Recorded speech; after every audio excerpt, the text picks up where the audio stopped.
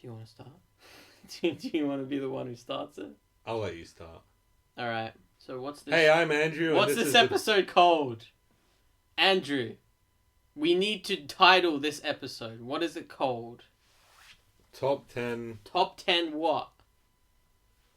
horror movies of the last decade. Of the last decade or just of the decade? Because I think we should eliminate any needless words like last. You know what I'm saying? Well, maybe... Because when you say of the decade, obviously you're referring to the current decade, not like 6 decades ago. You know what I'm saying?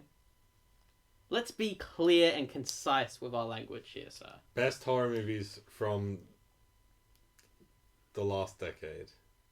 From the last... You're adding more useless words. Best... You know what? I'm going to title it, okay? Best horror movies of the decade. That's what we're going to call it. Okay. That's going to be the title. I'm happy with that. Are you happy with that? You don't look happy. I'm so happy. Alright. Introduce yourself. Hello, I'm Andrew. I'm Jake. And we're the Bearded Idiots. We're going to do that every single time we start one of these. We're going to talk in the same time like that, like in that cheesy way. Do we play the intro now?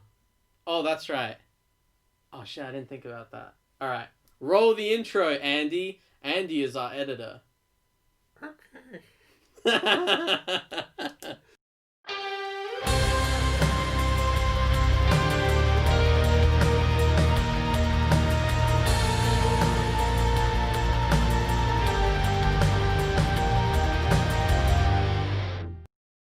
Today we're going to go through the top 10 best horror movies from...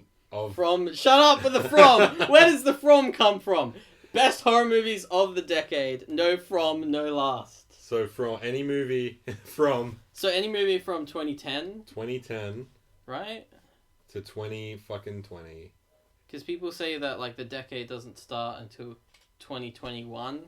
But Fuck those people. I think those people are scum. So let's not listen to They them. just want this decade not to start on this fucking hell year. Yeah, that's the real reason. They're just like, this year doesn't count. We can forget about this one. What if it's a hell decade, dude? I'm gonna fucking kill myself. That was completely unrelated to what you were just saying. I was just saying... just in general. I just want to kill myself. Alright. I'm going to go through a bunch of... Because this is what we do here on the Bearded Idiots podcast. That's not what it's called. The Bearded Idiots show. We like to make lists, okay? We don't present you with a list. We don't go, oh, here's our list that we created. And then you go, hold on, this is shit. Where are all the honorable mentions? Where's this movie and that movie and that movie and this movie? And then you fucking whinge and whine about how your favorite horror movie isn't on the list. No, we're going to cultivate... We're going to make this fucking list and go through all the other potential candidates first, okay? We're doing this DFF style. That's Deep Fat Fried, for those of you who don't know what the fuck I'm talking about.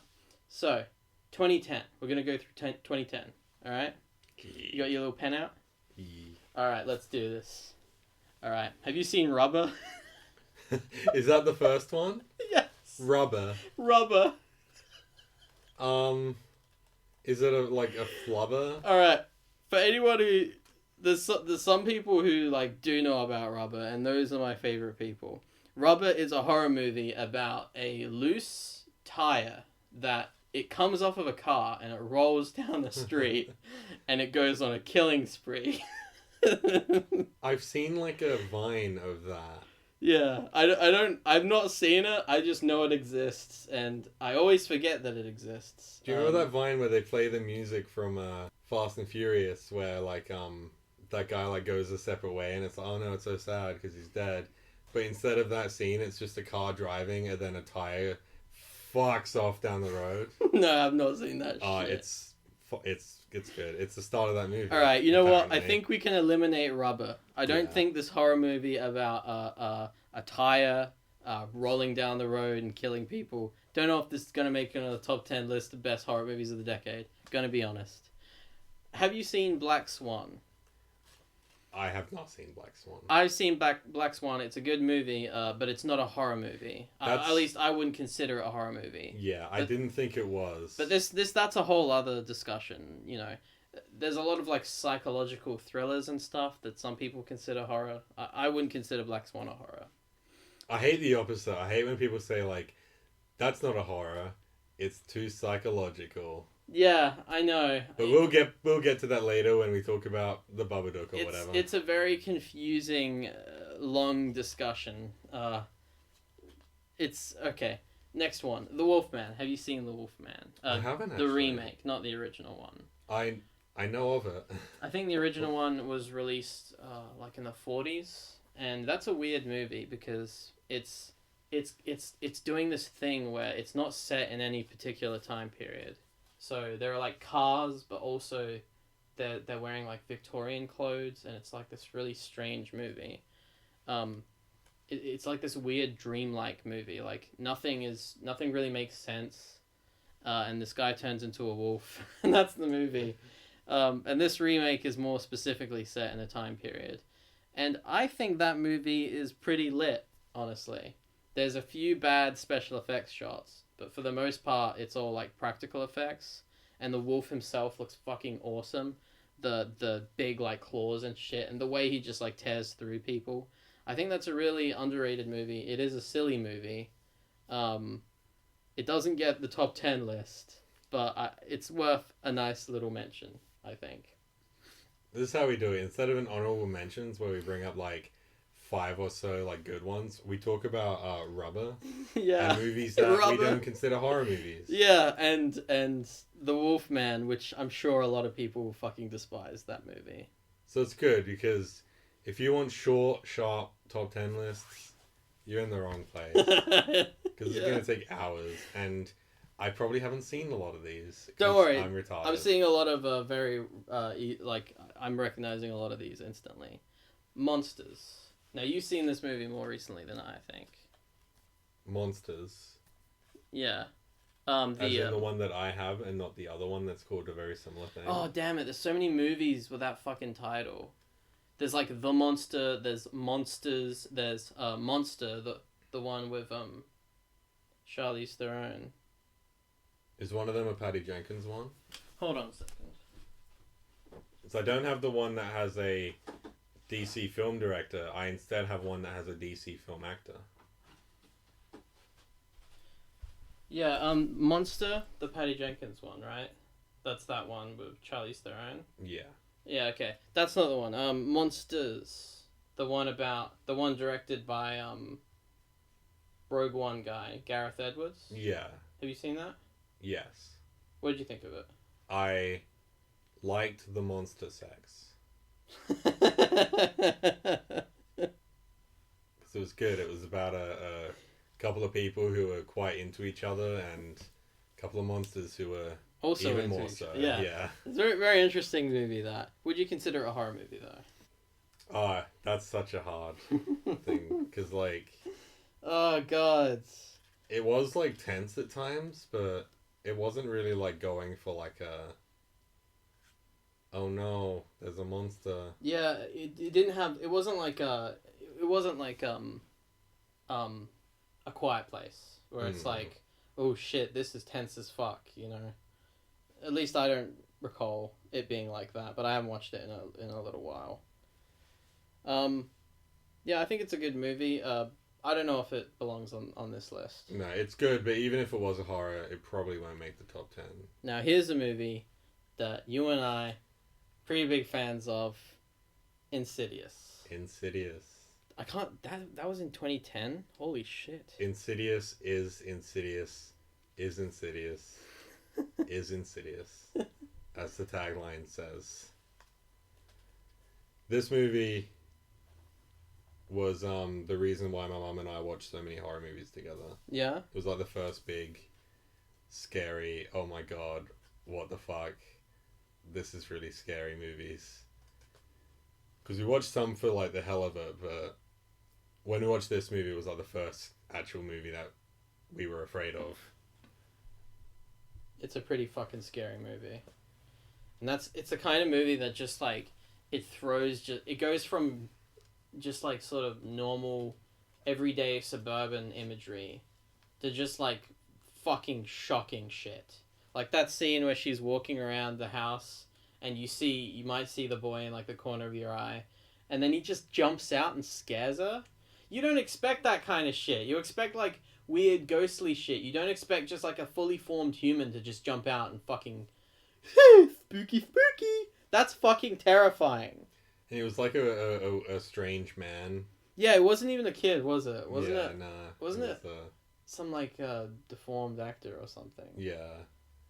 Was he James deformed? Wan loved that. He loved like the woman in black was always a man. Oh, that's right. They made it a part of the plot in the second one, but originally they just wanted it to look a little bit strange. Yeah.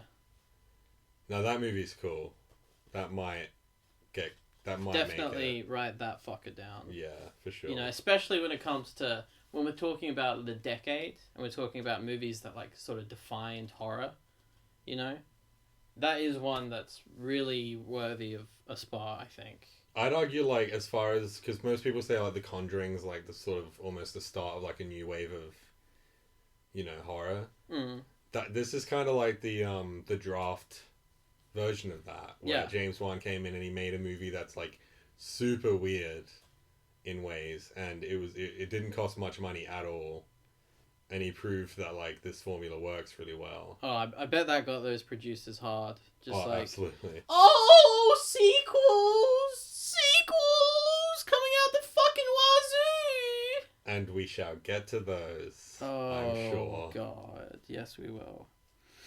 Tucker and Dale versus Evil. Have you seen that movie? No. I've seen that movie. It's more of a comedy movie than it is a horror movie. Sounds like it. But it is a horror movie. Well, it's a comedy movie, but it's a comedy movie for fans of horror. Do you know what I mean? Yeah. It has all those tropes and it plays with them really cleverly, from my memory.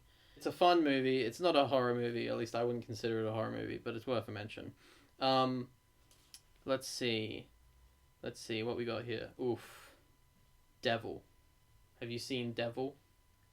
You've got to ring a bell for that one. It's a pretty generic title. Shalaman. Oh, fuck. Elevator bullshit. Yeah, I have. I remember being like, oh, that's kind of like a intriguing, gimmicky plot. Mm-hmm. And it wasn't very good. Yeah. In my opinion. I love that the twist was that... Oh, well, I won't spoil it, but the twist is basically pointless in the end. Like, ooh, who's the devil? It doesn't fucking matter. Because the person who was the devil the whole time wasn't any of the candidates put up in front of you on the screen. Like, the ones that you were watching the whole time, it wasn't any of them. So what the hell is the point? It's not really a twist, is it? But when I used to drop my jelly sandwiches... It was a lot less scary. I forgot about that.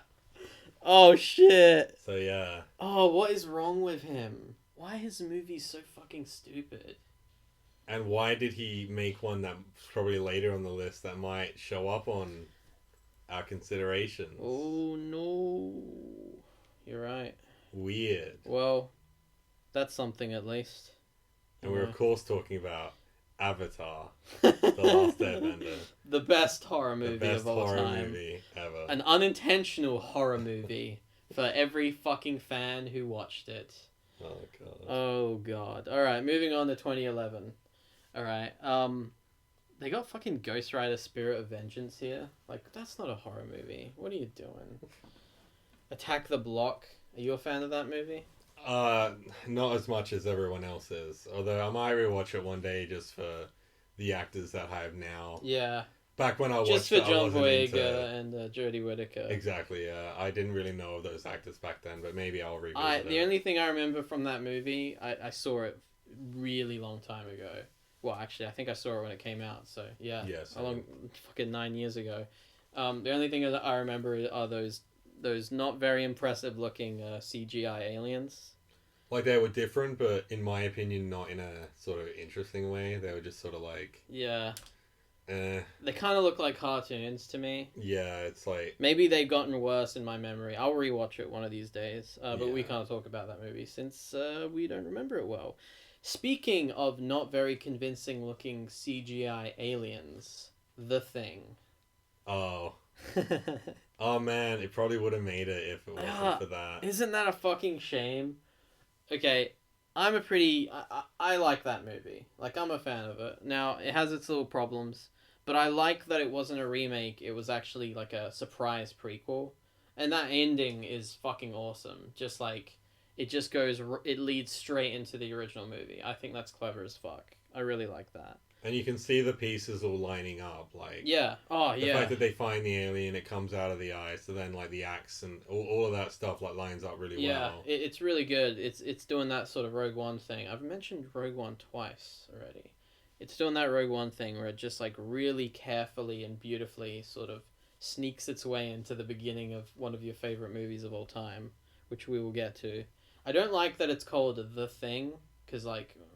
Why trick everyone into thinking that your horror movie is just a remake when really it isn't? Like, I don't get that. It's got my bae in it as well, Mary Elizabeth Winstead. Which, just thinking about it, we'll probably get to another movie with her in it. Oh, that's right. Yeah. She's great. Yeah, she's such a good, like, leading lady in a horror film, isn't she? Anyway, moving on. That's not going to make it on the list, unfortunately. No, the CGI... Yeah. If you're interested at all, try to find the old test videos, because there's some amazing... Studio ADI, Tom Woodruff Jr. and Alec Gillis. They make really great practical effects, and none of it was used for that movie, unfortunately. Yeah, it's like freaky, like the ones of the alien before it became anything, like the Thing as an alien with all the creepy eyes. It's so, like, real and, like, crazy looking, and they just... Yeah. Kind of just CGI'd over the whole thing. It's a real shame. Because the director's reason was like, oh, I like to work with actors, and that's cool and everything, but maybe don't make, like, a horror movie that's so completely full of, like, weird creatures and stuff if you're just going to CGI it, because then it's not going to look... You got to kind of use a blend of both, in my opinion. It's The Thing, you know? Yeah, it's The Thing. It's a prequel to The Thing. You've got to kind of keep a bit of consistency. When I watched the original movie... I don't think of the prequel because the prequel's effects are so completely different, and there's no consistency between the films. That's my main problem with that movie. It probably would, like, we would genuinely consider it for this list if it wasn't for that really big error, in my opinion. Moving on. The Cabin in the Woods. The Cabin in the Woods. Yes. Have you seen that movie? Yeah. Oh, fuck. I was scared. The Cabin in the Woods.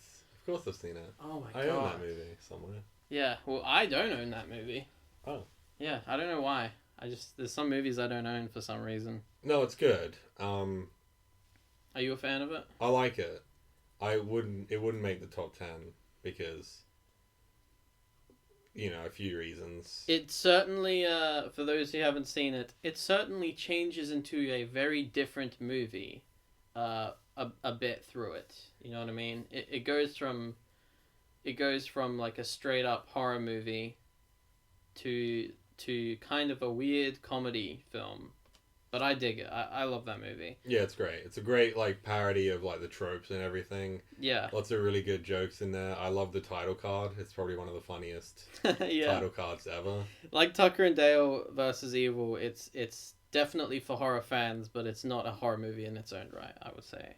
Yeah, and even if it was, like, the fact that it has to play off these tropes for the comedy of it would weigh it down if we had to compare it to other horror films, because it is just tropes. Yeah. And I like the ending. Some people don't for some reason, but so look, man, I like it. Oh god, there's some bad ones on here. Yeah. 2011 was a bad year. Apollo 18, oh my god. Everyone who's ever seen Apollo 18, like, walked out of that movie and said, that is literally the worst thing I've ever seen in my life. But dude, the rocks were... Oh my god. The rocks were aliens, You've seen that as well? Yeah, I have, dude. Oh my god, what the hell? Well, why else haven't we gone back to the moon? Obviously, Holy the rocks crap. were aliens. I don't even want to think about that movie ever again after this. Quarantine 2 Terminal. That's on here as well. A sequel to a shitty remake of a really great movie. So Rec was what 2007? Yeah, I think so. So they would have made Quarantine pretty quickly after, I guess. Yeah. And then shut out this fucking sequel as quickly as they could. I love Rec. I love Rec 2 and I love Rec 4. I love how Rec 2 like goes really mental with the idea and it's like about demons and stuff. Not a big fan of Quarantine, nor am I a big fan of Quarantine 2, which is kind of just I think it's not like first person anymore. I don't think it's like found footage anymore. Other than that, it's basically the first movie again. Yeah. And like what's the point? Like yeah. I don't know. Just watch Rec. I'm not big on those kind of like, it's a foreign movie, so we can't release it in America. People won't get it, so we've got to remake it, but American. I don't know. I think that's kind of dumb. Okay, now I'm in 2012. Frankenweenie is on here. Ooh, spooky, spooky. So, was I meant to have written anything down from 2011, or was it that much of a hell yeah? Yeah, it was a shit yeah. Just forget about it. Because I got like a classic for 2010 in Insidious. Yeah. I got nothing ever since. Yeah, that sucks. Alright, here we go. Get your fucking pen ready, boy. Get your fucking pen ready. It's ready. Prometheus. Oh, Write that shit down. Listen here. Okay, it's not a horror. It's kind of like a science fiction. What? Shut up. It's scary as fuck. There's a lot of weird, crazy, scary shit that happens in that movie. And I'm going to jerk off Ridley Scott at least once in a podcast, okay? And it's a prequel to one of the best horror movies ever. Exactly. So, exactly. just because, again, talking about what makes horror and not horror, I think having just sci-fi elements making it not horror is a real disservice to horror movies in general. Yeah. Because the fear of the unknown and everything, it's like the perfect... Yeah, space is the perfect setting for a horror film. And Ridley Scott, like, finally returning to that universe that he created with Alien and Prometheus, he made this super weird, super interesting movie that people still to this day can't stop talking about. I think it's worthy of us, giving it this honorable shout out, even if it might not end up on the top 10 list. So, that's all I gotta say. Abraham Lincoln Vampire Hunter, have you seen that movie? I think I have, but I couldn't really remember anything about it, unfortunately. I dug that movie. It's not a horror movie, it's more an action movie, but I'm giving it this little shout out. The Woman in Black, have you seen that movie? Yes. What did you think of it? I remember liking it. You know what's funny is, because I keep all of my movie tickets when I go to see movies, and the first two movie tickets, I think, are Prometheus and The Woman in Black. So I must have started in 2012, and I always see that every time I open that book. Just Prometheus and The Woman in Black, just right next to each other. I think that movie is really good, but I don't know if we're gonna, maybe write it down. I'll write it down just in case horror movies are like way worse than anything else. Yeah, and we end up with a lot less. The Sinister's here. Okay, we're just gonna ignore that. I know people seem to like it. Should we justify it? No, we don't have to. This is our list. This ain't their list. Go make your own list. If you like Sinister, that's cool. I don't really understand what's so good about that movie, but you go right ahead and you try and justify that boring fucking But it's movie. got the best jump scare ever. It's so boring. That movie's just a dude wearing the same clothes for some reason, even though days go by, walking around his bloody darkened house, and you can't see anything, and he's just, I'm walking around my house. Oh God, it's so boring. Gonna look at these spooky videos. Oh my God, these people died. That's the whole movie. But what about the part where he walks around his house and there are ghosts that he can't see, but we can? Wow, yeah, it's really revolutionary. Smiley. Wow, there's some bad movies here, Smiley. dude. VHS. Bait 3D. You know it's bad. Hey. Let's not just breeze past the VHS series, okay? Oh God. I don't really have anything to say about them. I think you saw a lot of cock in the first short film of VHS. That's all I've really got to say about it. Because they wanted to get with this woman who turned out to be a weird alien. All right, we can just get What? Okay.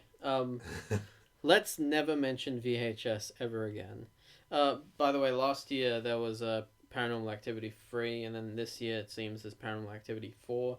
I don't think we're gonna talk about the Paranormal Activity movies. I don't dislike them. In fact, I think I like them more than you do. But I don't really think they're that good. I like them, but I don't know if...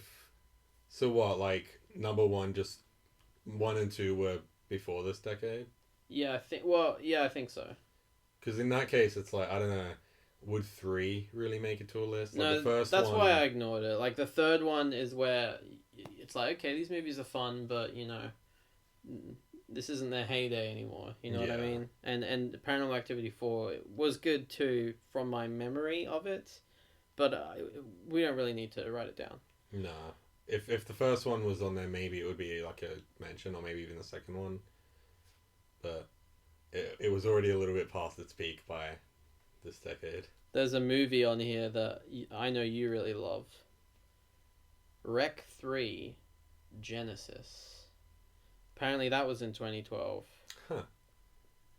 Well, hey, it gives us a good... It's going to be good when we get to Rec 4 then, huh? Because that might make it on the list. But Rec 3 just wasn't very good. Yeah. Alright. Now that... Okay, 2013. We're moving into 2013 now. Getting a lot better, I think. Movies are improving in general, it seems. A lot of good contenders here. There's The Purge. What do you think of The Purge? You a fan of that movie? I don't really care. Me neither. Let's move on. Hansel and Gretel, Witch Hunters, which isn't really a horror movie, but it is a really fun action movie. Curse of Chucky. Now, Curse of Chucky, I think that movie's fucking lit. I think that movie's lit as fuck. Let's put it on the list. It's probably not going to end up as a top 10, but it's totally worth a mention. It's a movie that, like, I didn't care about the Chucky franchise at all when I sat down to watch that movie. And by the end of it, I was like, dude, the Chucky franchise is kind of awesome, dude. Because not only is it a great movie, like, in its own right, but it has all these callbacks and connections to the previous films. It really ties the whole thing together. I don't know. I think that movie's really lit. I haven't seen it. 10 out of 10. 10 out of 10 IGN. Moving on, the Carrie remake. We can just mosey on right past that. Evil Dead, the remake, but it's like, it's not really a remake. It's just kind of like a weird remix. Evil Dead. What are your thoughts on Evil Dead? One of the better horror remakes ever. Yeah. In my opinion. It's very scary, very over the top. It's so over the top. It is insane, that movie. Lots of blood. A lot of blood. It Rains rains. blood. It rains blood, dude. Any movie where it rains blood deserves to be on this list, in my opinion. And what sort of Evil Dead, thing? You gotta rain blood. That's sick. Yeah, you gotta An do Evil it. Dead thing where it's raining blood? Hell yeah. Alright. That honestly might end up on the top 10 list. When I think about movies that are just really visceral with their horror and with their, like, graphic imagery, that one definitely, like, comes to mind. Like, that scene, when she's, like, shooting them with nails? Yeah. Like that, and he's got one in his fucking face, and he pulls it out. The horrific imagery in that movie is so fucking terrifying, and just I feel like when I put that movie on, I'm listening to, like, nails on a chalkboard. Do you know what I mean? Like, that's what it does to my fucking ears and eyes, but in a good way. Yeah. In a good way. Definitely deserves to be on the list. Warm Bodies. Have you seen that? Yes. What are your thoughts? I had to watch it at school. Is it really a horror movie? Oh, no. Alright. Another movie on the list. This movie on the list right here. This movie right here. Definitely write it down, dude. This one right here. Sharknado. We're writing that down. Do it. Nah. Do it right. Do it right now. Nah.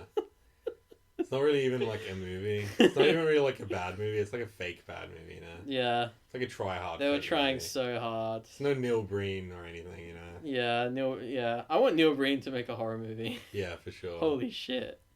Alright.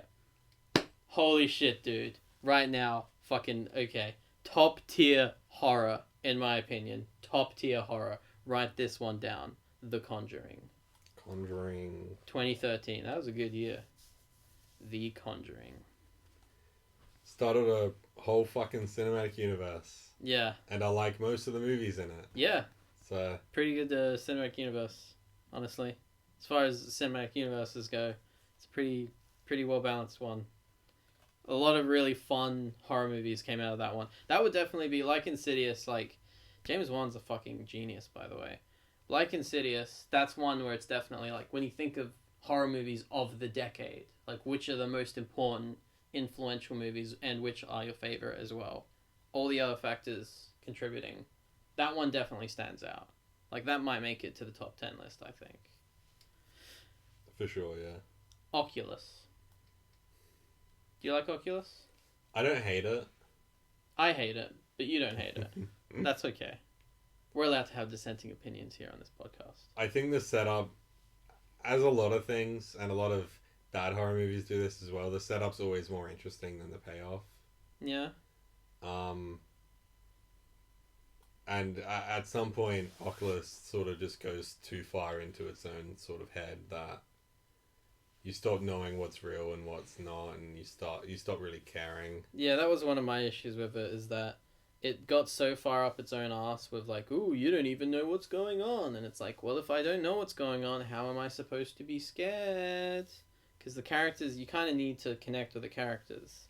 But if you don't even know what's happening like right now in this exact moment in time in the movie, then it's like when someone dies or something, it's like, well, did they actually die? Like, should I care? You start to like get detached. That was one of my issues.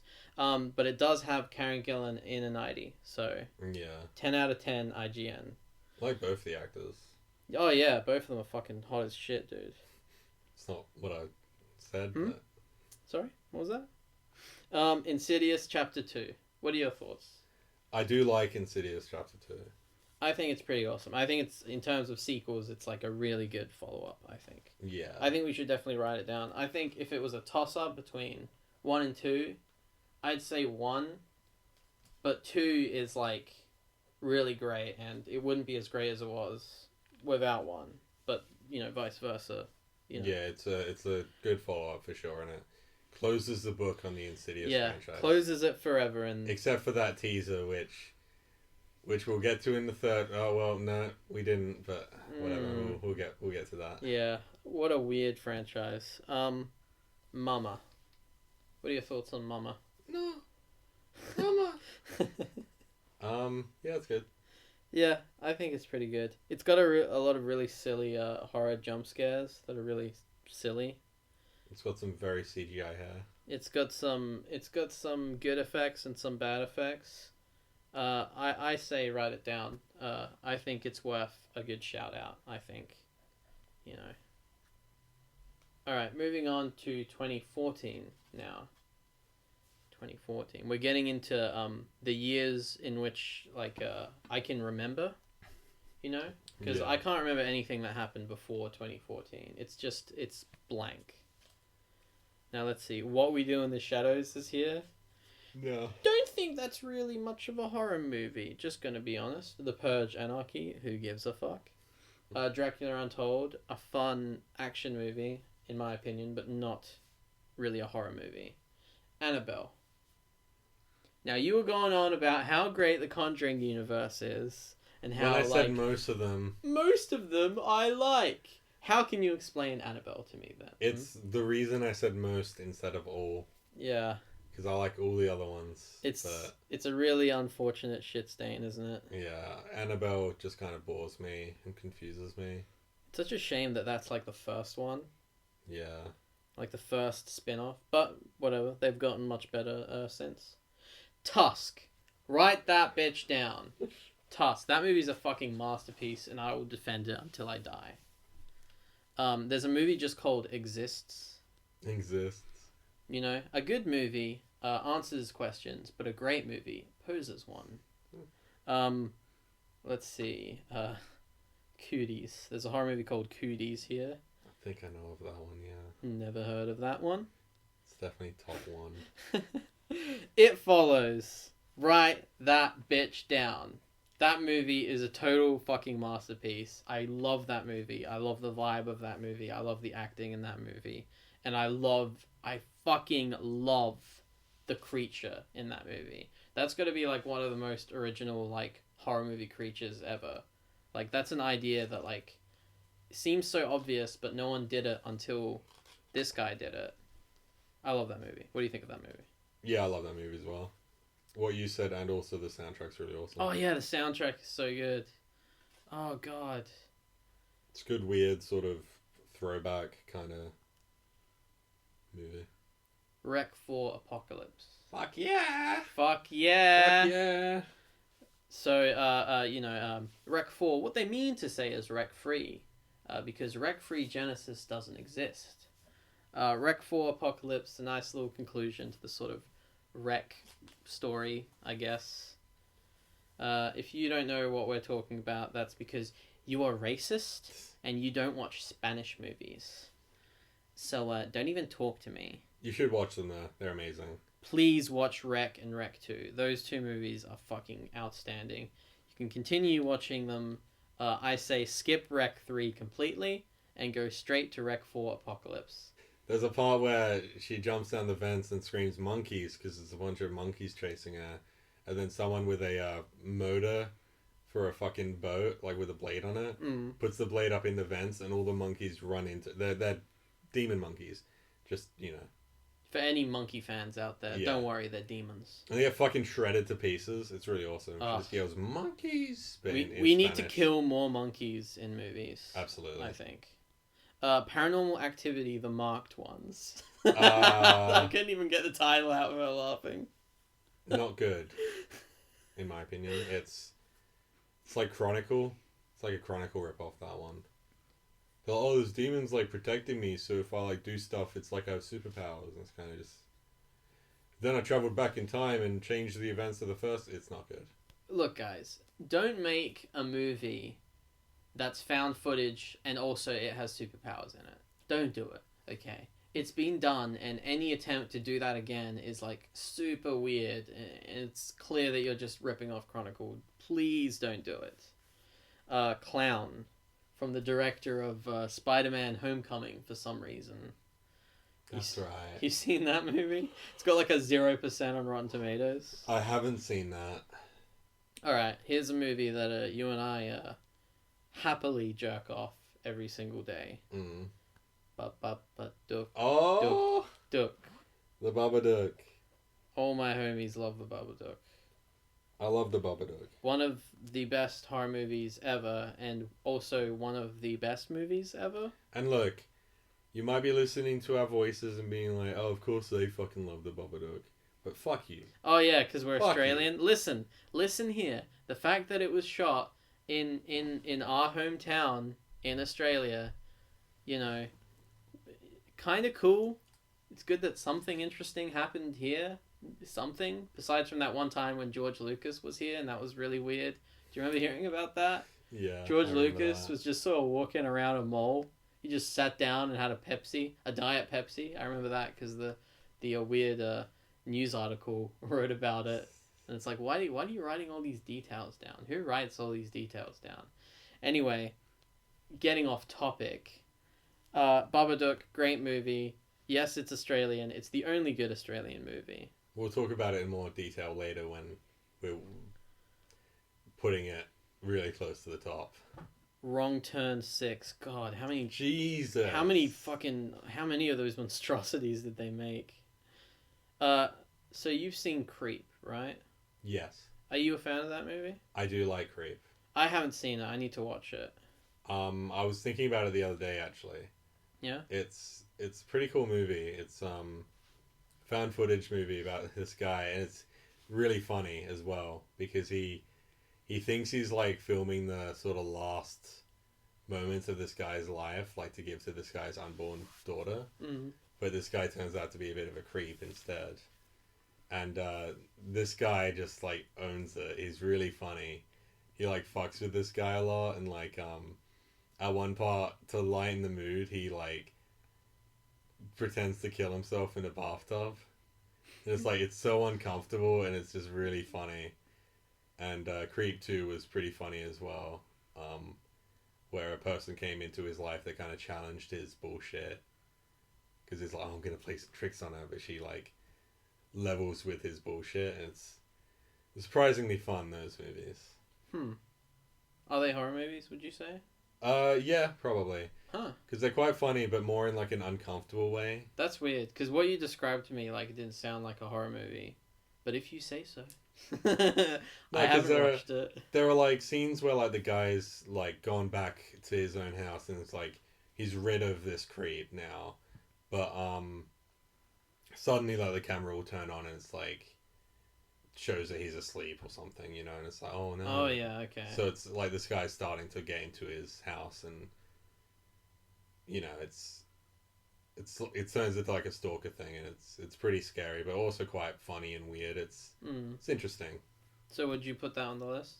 Probably not. No? But honorable mentions and all. Yeah. Creep and Creep 2. Well, we'll write it down. We'll Okay. write it. We'll get it as far as writing it down, just to give Creep and Creep 2 nice little honorable mention. I think that's fair. Goosebumps. Goosebumps. Why is that on here? Oh, Jack Black. The Witch. The Witch. Definitely write that sucker down. The Witch. Now, there is a movie called Harbinger Down. I don't remember it well, but it has a lot of really cool practical effects. In fact, I think it only has practical effects. It was marketed by Studio ADI, the guys who did The Thing prequel. They were the guys who were basically, they were really upset with how none of their practical effects were used for the movie. So they decided to just go out and make their own movie that's just totally practical effects. So if you're a fan of, like, really old, like, well, not really old, like, 80s horror movies with just really inventive, interesting practical effects, definitely check that out. I don't think it makes the list. I need to watch it again. I don't think it makes the list, but it is totally worth just mentioning at least once while we make this list. Crimson Peak, would you consider that a horror movie? I feel like the ghosts are more of a metaphor. Yeah, it's not to sound wanky, that was more of a reference to the movie than anything. The ghosts are definitely it's a sort of like a tragic romance, really. It's a gothic romance. Yeah.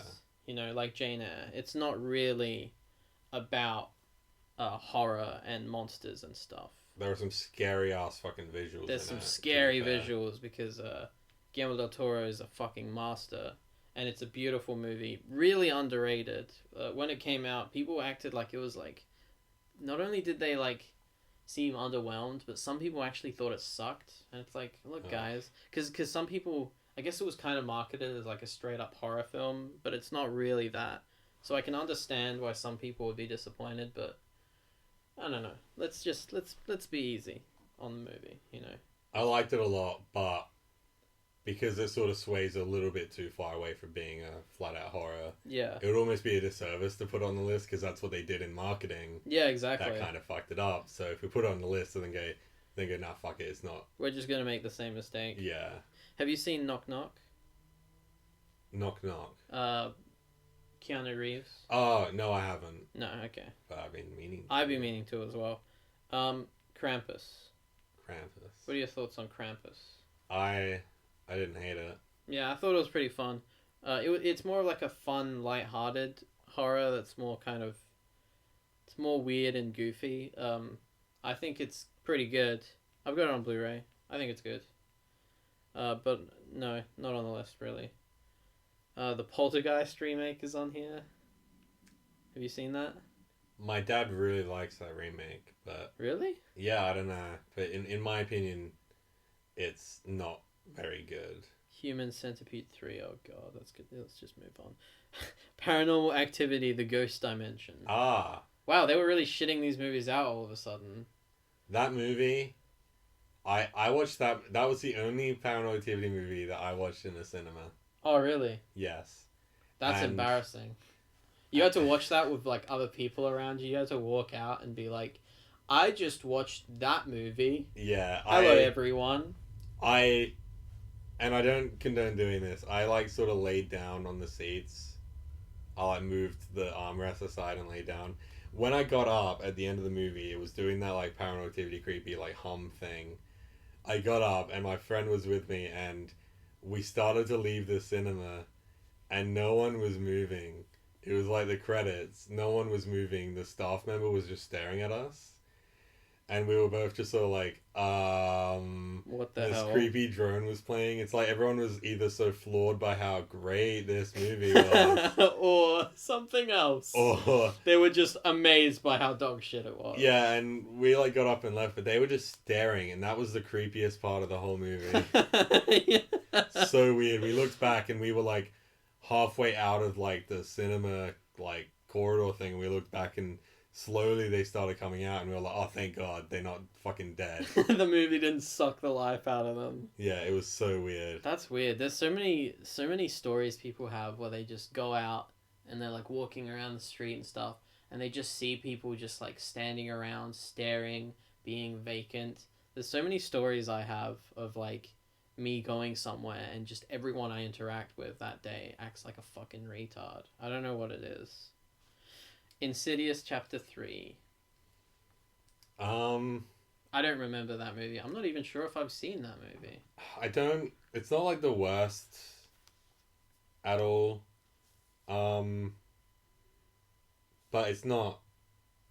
It's nowhere near as good as the other two, in my opinion. And is it a natural like follow up to the second one? No. What? Why call it Chapter 3 then? No. I don't get that. So it's a prequel. Instead of the old lady being dead and a ghost at the end of the second one, instead she's alive and she's like not practicing her like weird voodoo shit because of like her husband dying and stuff. So she has like a little arc and whatever. My least favorite thing about that movie is the fact that they shoehorn in that the woman in black and the lipstick face demon. They kind of shoehorn in the characters, the demons from the other movies in places they just do not fit. The ending is fucking laughable. Oh, I think you showed me a bit of that, and I was like, oh god. And I've seen the fourth one, but I was fuck you drunk. And all I remember was a scene of like a window and the lipstick face demon popping up like, hello guys, like in the window, and just laughing my drunk ass. Apparently that night I was given fucking cheese. Is that the one where he steps into the shot almost? Like he kind of steps out of the dark? Yeah, he just sort of comes into the window and is like, hey guys. What's the deal with that? Remember me? Was that meant to be scary? And he didn't even look very scary. He looked like a guy. He looked ridiculous in that one. He looked like a guy that had been painted to cosplay as the lipstick face demon. Yeah. He didn't look like the lipstick face demon. I always remembered him as like really like red and scary looking, but he didn't really look like that. No, he looked silly. It was super bizarre. I don't know why they. It was almost like an afterthought, like even maybe a reshoot or something. It was super. Anyway, that's the fourth one. Which didn't come out the year that I'm looking at. Which is a lot worse than the third one. So that's what I'll say about the third one. Okay. Well, that's good at least. The Gallows. Did you hear about that movie? Is that the one that's like... That's the one with the posters like, Freddy Krueger had his knife glove. Jason Voorhees had his machete. This fellow has a rope that he wraps. He hangs you. Spooky. The only thing I know about that movie is that it had like a really good rendition of a Nirvana song in the trailer. Oh, okay. That's all I know about that movie, and no one liked it, and I didn't see it because fuck going through that. Don't do that advertising thing. You're already gonna have like stupid journalists do it for you, like The Modern Exorcist. Yeah, exactly. And then people will like compare it to that forever. Don't do it yourself in marketing, guys. Yeah, don't let other people do that stupid shit. Let other people set your movie up for failure. Don't do it yourself. Pride plus Prejudice plus Zombies? No. on the poster it says Pride plus Prejudice, but here it says Pride and Prejudice and Zombies. That movie's fun. It's not a horror movie, but I like to mention it. I like the title and the lead actress. Yeah, I know you do. You watch anything with that bitch in it.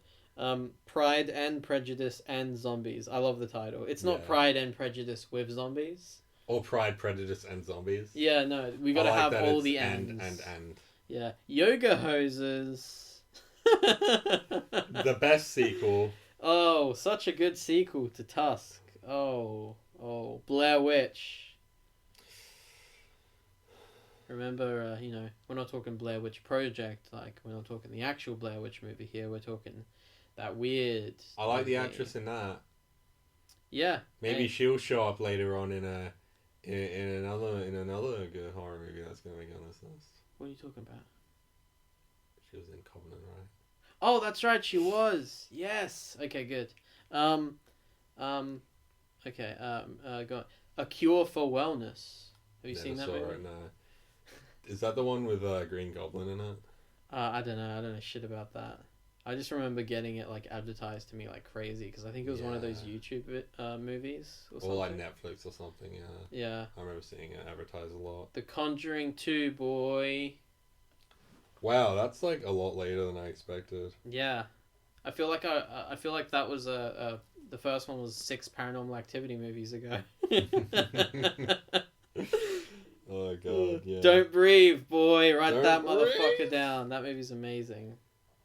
Wow, they took I've got Evil Dead and then Conjuring and then a bunch of movies and then The Conjuring 2 and then Don't Breathe. Which is the same director as Evil Dead. I'm gonna speed round this. You ready? You ready?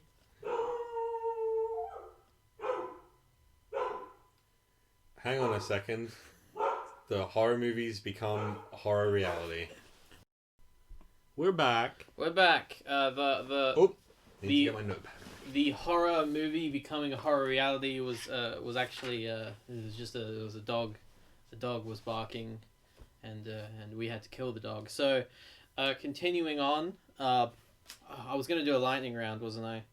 All right, a lot of good movies. What was the last one? Don't Breathe. Is that what we wrote down? Don't Breathe. A lot of good movies this year. Hush. Ooh, Hush. The Monster. Hush. Remember The Monster? That was the one with... The Monster. Not Monster, not Monsters. Not all the other movies called... I don't know why they're so... Just call it anything else. The Creature. The Thing. Well, actually, don't call it The Thing. But, why is it... Okay, anyway. Lightning round. The Boy. I was getting ready to write it as well. No offense to people who like that movie, but... I mean, hey, there's one good reason to like that movie. You know what I'm saying? The twist. The twist. That's what you were saying. No. You weren't being a creep. Anyway. Monster, Lights Out, Hush. Sorry, Lights Out? Oh, The Autopsy of Jane Doe. That's that movie you referenced recently. Is that? You didn't say Lights Out properly. Okay, did I not? No, you were just like, I'm going to lightning round it, and then you said a few, and then as you were just reading, like, oh yeah, the ones I've already said. Yeah, I meant to say that in the lightning round. The Monster, Lights Out, Hush. 3 fucking exceptional horror movies, in my opinion. Especially Hush. Like, I think that movie's really good. Absolutely. The Forest. And I like Lights Out. It's good. It's good. Don't Knock Twice. It's a good first David F. Sandberg movie. Ooh, Don't Knock Twice. Trying to talk over these not so good movies. Ooh, Don't Knock Twice. Hey, there's 2 reasons to like The Forest. Am I right? Unfriend. Natalie Dormer and Natalie Dormer's twin sister, Natalie Dormer. Friend Request. The poster says Unfriend, but the movie's called Friend Request, so... Are they trying to get that unfriended crowd? Maybe. Is that a big crowd? No, I don't think so, actually. Yeah. Have you seen Raw? The fucking bass is fucking raw! The fucking bass is fucking raw! I haven't seen Raw, but a lot of people really like that movie. It's basically about this, like, cannibal woman. I'll definitely check it out. But I haven't seen it, so sorry. It's not ending up on this list. I'm sorry. I haven't seen it either. We ain't seen every movie that exists, alright? We're bad at this. We're bad at this. Oh god. Fucking the Resident Evil movies are here. No. I'm ignoring them every time I see them. I enjoyed the remake of the second game. The Resident Evil 2 remake. I enjoyed that a lot. Yeah, I mean, sure. The actual games. It's gonna go on the list. The games are good. Not so sure about the movies that are apparently based on the games, but are they really? It. What are your thoughts on It? It. I like it. You like it? I like it. I like it. I like it. I like it a lot. But I don't think it will make it. You don't think it will make it? I don't think it will make it. Why not? It's just not good enough. Yeah, I like it, but it's not really that good, is it? Like, especially when it's like horror movies, you know, it's like and when you think about the it's movies, definitely a different vibe. When you think about the movies that are actually going to make it to the top, like Babadook and stuff, like I don't know if it really is on the level of those movies, but it is good, worthy of a mention. Get Out. What are your thoughts on Get Out? I like Get Out. Yeah? Yeah. Me too. I like it. I'm gonna write it down. Get Out, pals. That's what you and I are. We got Lights Out. We got Get Out. Heck yeah, it's all about the out. I don't know what the fuck I'm talking about. Happy Death Day. Apparently a lot of people like that movie. It was fun. It's not really like a good movie. I mean, I don't want to say that. It's not like... It's not a good movie like XX is. Do you remember XX? I try not to every day. What year are we up to? Oh, this is now in 2017. Okay. And a movie I like a lot is about to show up, I think. Speaking of which, Gerald's Game. Gerald's Game. Yes. Ah! Now, sorry, I just remembered some scenes from Gerald's Game. That movie is fucking terrifying. I thought it was about a dog. Yeah. I was genuinely really scared. When I think of that scene in particular, where the guy first shows up, the big scary guy, I actually get like goosebumps. Like I feel shivers running down my spine when I think of that scene. And that's one of those movies that when you go to bed at night and you turn off the lights, it's like, don't think about that fucking movie. Don't open your eyes and look into the dark over your bedside when you're trying to go to sleep. Do not think about that movie. If I were to compile like my favorite horror movie shots, there's one or two shots in that movie which would like make it. Yeah, just definitely. Like there are some others in this list, obviously. Like The Witch has a really scary fucking... I like when there's like a thing in the dark, and Gerald's Game has like one of the best things in the dark shots ever. It's on the same level as that one shot from Babadook. Yeah. Where the Babadook just sort of slides into the room. Horrifying. Oh my god. So good. The ending to that movie, very disappointing to me. Yeah. But I don't think that impacts the overall experience. I think it's still a solid like horror movie. Absolutely, yeah. Definitely worth mentioning. It's like The Descent, you know. The end of The Descent too. Yeah. Dog ass. Yeah, not very good. Have you seen The Ritual? I have seen The Ritual. I haven't seen it. I still haven't seen it. I don't know what's wrong with me. It's got that guy from the Cornetto trilogy in it. Was it? You know that one guy? What one guy? I think he's one of those you know, one of those guys. What guys? The Cornetto trilogy. You can't even narrow it down. You know the to guys one with movie? the mustaches in Hot Fuzz? That's the dumbest thing I've ever said.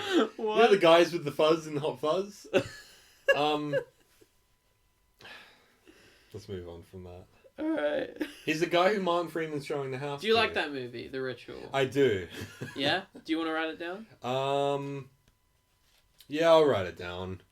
The Snowman is on here. Is that even a fucking movie, let alone a horror movie? Wait, wasn't what's his face in that movie? Michael Fassbender. Why is he in a couple of those movies where it's like, I want to watch it because I like Michael Fassbender, but I like, know, right? Assassin's Creed, I don't really want to watch it. I like the him. idea of like a detective, psychological thriller detective film with Michael Fassbender as like the detective. Yeah. That sounds lit. But like, holy shit, the reception of that movie. Oh my god. Like, Makes it sound like it's unfinished. It makes that movie sound like, at least with some movies, it's like, oh, I just didn't like it, and that's cool. But the reception that movie got, everyone was just like, whoa, that movie was like, was that even an actual movie, or was that like an unfinished film? Like, did I see an early cut? A mystery film that doesn't have a satisfying conclusion is like one of the worst experiences, because you can get drawn in, but and in the end, it doesn't matter how drawn into the mystery you were. If there's not a decent resolve, then it was all. You feel like you've been cheated. Yeah, exactly. It's like you've been blueballed a mystery. Yeah. The Babysitter. Have you seen The Babysitter? No, I haven't. So is that the one with Sam Weaving? Yeah, Samara Weaving, who we'll probably mention later on in this list. She was in a recent horror movie that we both dig. Yeah. Yeah, I think she's so hot, and you know, like, obviously there are other reasons to like this movie. I think it's a really good movie, a good horror movie, and like the kind of movie that like kind of surprises you, because you're like, okay, this looks kind of dumb, but then you just sort of get swept up in the silliness of it, and you end up really digging it. I like the movie a lot, and it had like this like, even though it's called The Babysitter and it's about this like sexy chick and stuff, it actually has like a real emotional like core to it. Any movie, like with Hush, like any movie that has like a real emotional core to it, where the main character, you're absolutely rooting for them, I'm totally for. So definitely write it down, I think. Baby. And speaking of that, Cargo. Have you seen Cargo yet? I'm so sorry. Oh, damn it. I'm so sorry. Damn it. I really want you to watch Cargo. Yeah, I've been meaning to. Like, I'm an arsehole. If there's a movie that I need to watch and it's like, oh, it's on Netflix, it's really accessible. Yeah, it's on Netflix, dude. I'm such an arsehole that I'd rather, like, buy it on Blu-ray and watch it. I'm such a prick. You are such a physical media slut. I know, but it's like, I'm probably going to like that movie. I've seen, like, the opening of it. Yeah. And I know that my brother's not too big on it, but that's because it's, you know, it's not really, like, the type of zombie movie he's Sure, into. I can understand why someone wouldn't like that movie. It has, like, this emotional core to it, and it's, like, it's really an emotional film. It's more about, like, a father and his kid and their sort of journey through this, like, wasteland. And it's an Australian film as well, which is kind of surprising, because when I watched it, I was like, oh shit, this is an Australian film, isn't it? And it's good. Like, yeah, and Cargo's got the guy from Fargo. Yeah. Yeah, it does. But he's not doing a weird accent this time. No. Yeah, definitely worthy of getting written down. Probably won't end up in the top 10 list, but it's a movie that really surprised me. We might have to have different top 10 lists, because some of these movies I haven't seen. That's okay. I'll just argue really hardly on the part of it. I call myself a horror fan. Oh, Netflix. Oh, I'm going to watch The Open House. Creep 2. Instead of Cargo. Creep 2 is in 2017, but you've already written them both down, I think. Yeah. Alright, good. Moving on. The Bye-Bye Man. Didn't we watch that? I have a feeling we did. It's like... Didn't we get drunk or something and watch that movie? It's kind of like, I feel like it's almost a low-budget movie. But not in like a endearing, like, good way. I don't remember digging it much at all. And the title's awful. Oh, the title's probably the reason we decided to watch that. Yeah. Mom and Dad, have you seen that? Is that the one with Nicolas Cage? Yes. Yeah. I haven't seen it. It was funny. There was one scene that was really fucked up, which didn't really match the funny atmosphere of Nicolas Cage. The scene where she squeezes the baby? She squeezes a newborn baby. Yeah. It's really, like, I've disturbing. heard about They had to, like, pry a newborn away from her. Oh, holy shit. Yeah, it's like... I don't know, man. I'm watching this because of Nick Cage. I don't want, like, actual you know, scary Yeah. shit. I'm just watching this because Nick Just Cage let me have screams. fun. Yeah, let me watch Nick Cage do his. Let me watch him do his acting. You know. That totally clipped. I know it did. Don't worry, it's gonna sound great. Hey, I'm gonna say that thing I've said like 500 times, but Nick Cage might show up later on this list. Yeah. Why is Upgrade here? Is that a horror movie? It's Blumhouse. Well, it's a good movie. It's not a horror movie, so it's. Remember that part where he puts like, I believe it's a knife in that guy's mouth. He just like thrusts it back through his head. Yeah, it's like Holy way shit. more violent than anything else in that movie. Yeah, there was one other violent scene, I think, but for the most part, like that was a surprise. Yeah, it's a good movie though. Let's see. That director might show up later. The Predator came out in 2018. Holy shit! I need to watch that movie. Yeah, Jesus. I'm taking my time. Overlord. Would that be a horror movie? It is. It has some horrifying shit in it.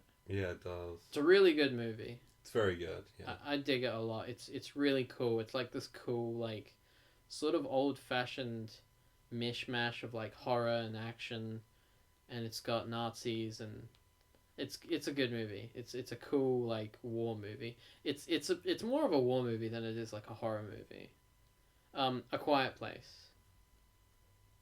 What are your thoughts on A Quiet Place? I like it. Yeah. Probably wouldn't make my top 10. But Yeah. I like the ending a lot, which good thing there's a sequel to it. Ruined that for me. Yeah, I thought it would have been a good like standalone movie. I don't know why it needs a sequel, let alone a sequel called Part 2. But you know, anything successful these days gets a sequel for some reason. Speaking of which, Halloween. I hate Halloween. Not the original. I hate the 2018 or whatever Halloween. I think it's dog shit. I think that it's not even like me hating reboots and stuff. I think that movie is a fucking mess. The editing is so bad. Yeah. It's one of the few movies, because I don't give a shit about editing. Like, if you were to point out to me, like, oh, the editing in this movie is good, I would be like, I don't know what you're talking about. I have no eye for editing. But even I could tell that movie was a mess. Editing's one of those things, it's like sound design. You don't really notice it unless it's like exceptional or awful. Yeah. Like, editing's meant to kind of blend in, so the fact that you notice it at all is like a bad one. And that movie is just such a mess, and like you kind of laugh unintentionally at a bunch of moments, like when she shows up out of the dark. My favorite moment. Yeah, when she just steps forward. What does she say again? Either Happy Halloween. No, I think she says that after his. Yeah. No, she steps out and she goes, Happy Halloween, Michael, and she attacks him like that was meant to be this big epic moment, but he just kicks her ass immediately. He's just like, I'm 7 foot tall. Yeah. Why did she announce her presence like that? And then once she finally gets him down that thing and he's trapped inside and then she's burning him, she's like, goodbye, Michael. And it's like, did they not know which cool line to pick? So they decided to use both even though they don't work together? I mean, I kind of like, I don't know, the only thing that stands out is like, oh, I kind of dig that, is like some of her planning, which goes to shit immediately, but like, I like that she checks a room and then locks off the room. Yeah, that shit's cool. I like that, but anytime a character in a horror movie is acting like super smart, like they always get like a win from me. Which is why I like Hush so much. Yeah, oh my god. Because that's a cool ass main character. God, that movie's fucking amazing. But then she suddenly sees like a cupboard or something and she like slowly approaches it. And it's like, now you're just being a dumbass. Yeah. Annihilation. Oh, that's not really a horror movie, so we'll just ignore that. Yeah. Tremors? Oh my god, how many Tremors movies have they been making? What the hell? Deep Blue Sea 2? Okay, Deep Blue Sea 2 didn't come out in 2018, Google. Get your shit right. Let's see, what else is there? Oh! Fuck yeah. The Cloverfield Paradox. Your favorite Cloverfield movie. I think we've missed one. Yeah, I think we've missed a Cloverfield movie there. If we don't mention your favorite movie, it's because Google didn't show us it. Yeah, it's because Google didn't show us it while we did this. This is unplanned. I just have the list in front of me here, and it was presented by Google. 10 Cloverfield Lane. What year did that come out in? I'm gonna Google it. Yeah, look it up. I know it definitely came out in this decade. Though. Wasn't it 2015 or 16 or one of those? It was definitely this decade. The first one, though, I think that was 2009, so just 2016. 2016. 10 Cloverfield Lane's amazing. Yeah, put it on the list for sure. It's great. And I love the ending. Cloverfield Paradox. Cloverfield Paradox is a mixed bag and not a horror movie. So. And not one that Jake and I agree on. Andrew hates it. I think it's a fun, interesting movie, but I'm crazy because most people hate it, so that's fine. I'm happy being wrong there. Bird Box. Have you seen Bird Box? I haven't, but I'm a Rosa Salazar stan. Yep. So I'm gonna put it on the. We all stand Rosa Salazar. Alita Battle Angel 2. Where are you? The Nun. What are your thoughts on The Nun? Again, I feel like we've missed some. Look up look up Corin Hardy. CORINHARDY. Corin Hardy. Because he's the director of The Nun, and I think he's like a really good, really underrated director. No one really talks about him. He should be by now. He should be like on the same level as like David F. Sandberg. Like he should be making like horror movie after horror movie. He should be like the next James Wan in my opinion. I think he's fucking exceptional. Dude, he did The Crow 2019. Don't know why that's here. Don't remind me. Did we miss Annabelle Creation 2017? Oh damn, we did. Yeah. What is wrong with Google? Yeah, definitely put that on the list. Annabelle Creation. And there's a movie called The Hallows or The Woods that Corin Hardy directed. Yeah, I saw it then, like The Hallow. What year did that come out? 2015. 2015. Definitely put that on the list. 100%. Now, it's probably not going to end up in top 10, but again, I really like that director. I like his style.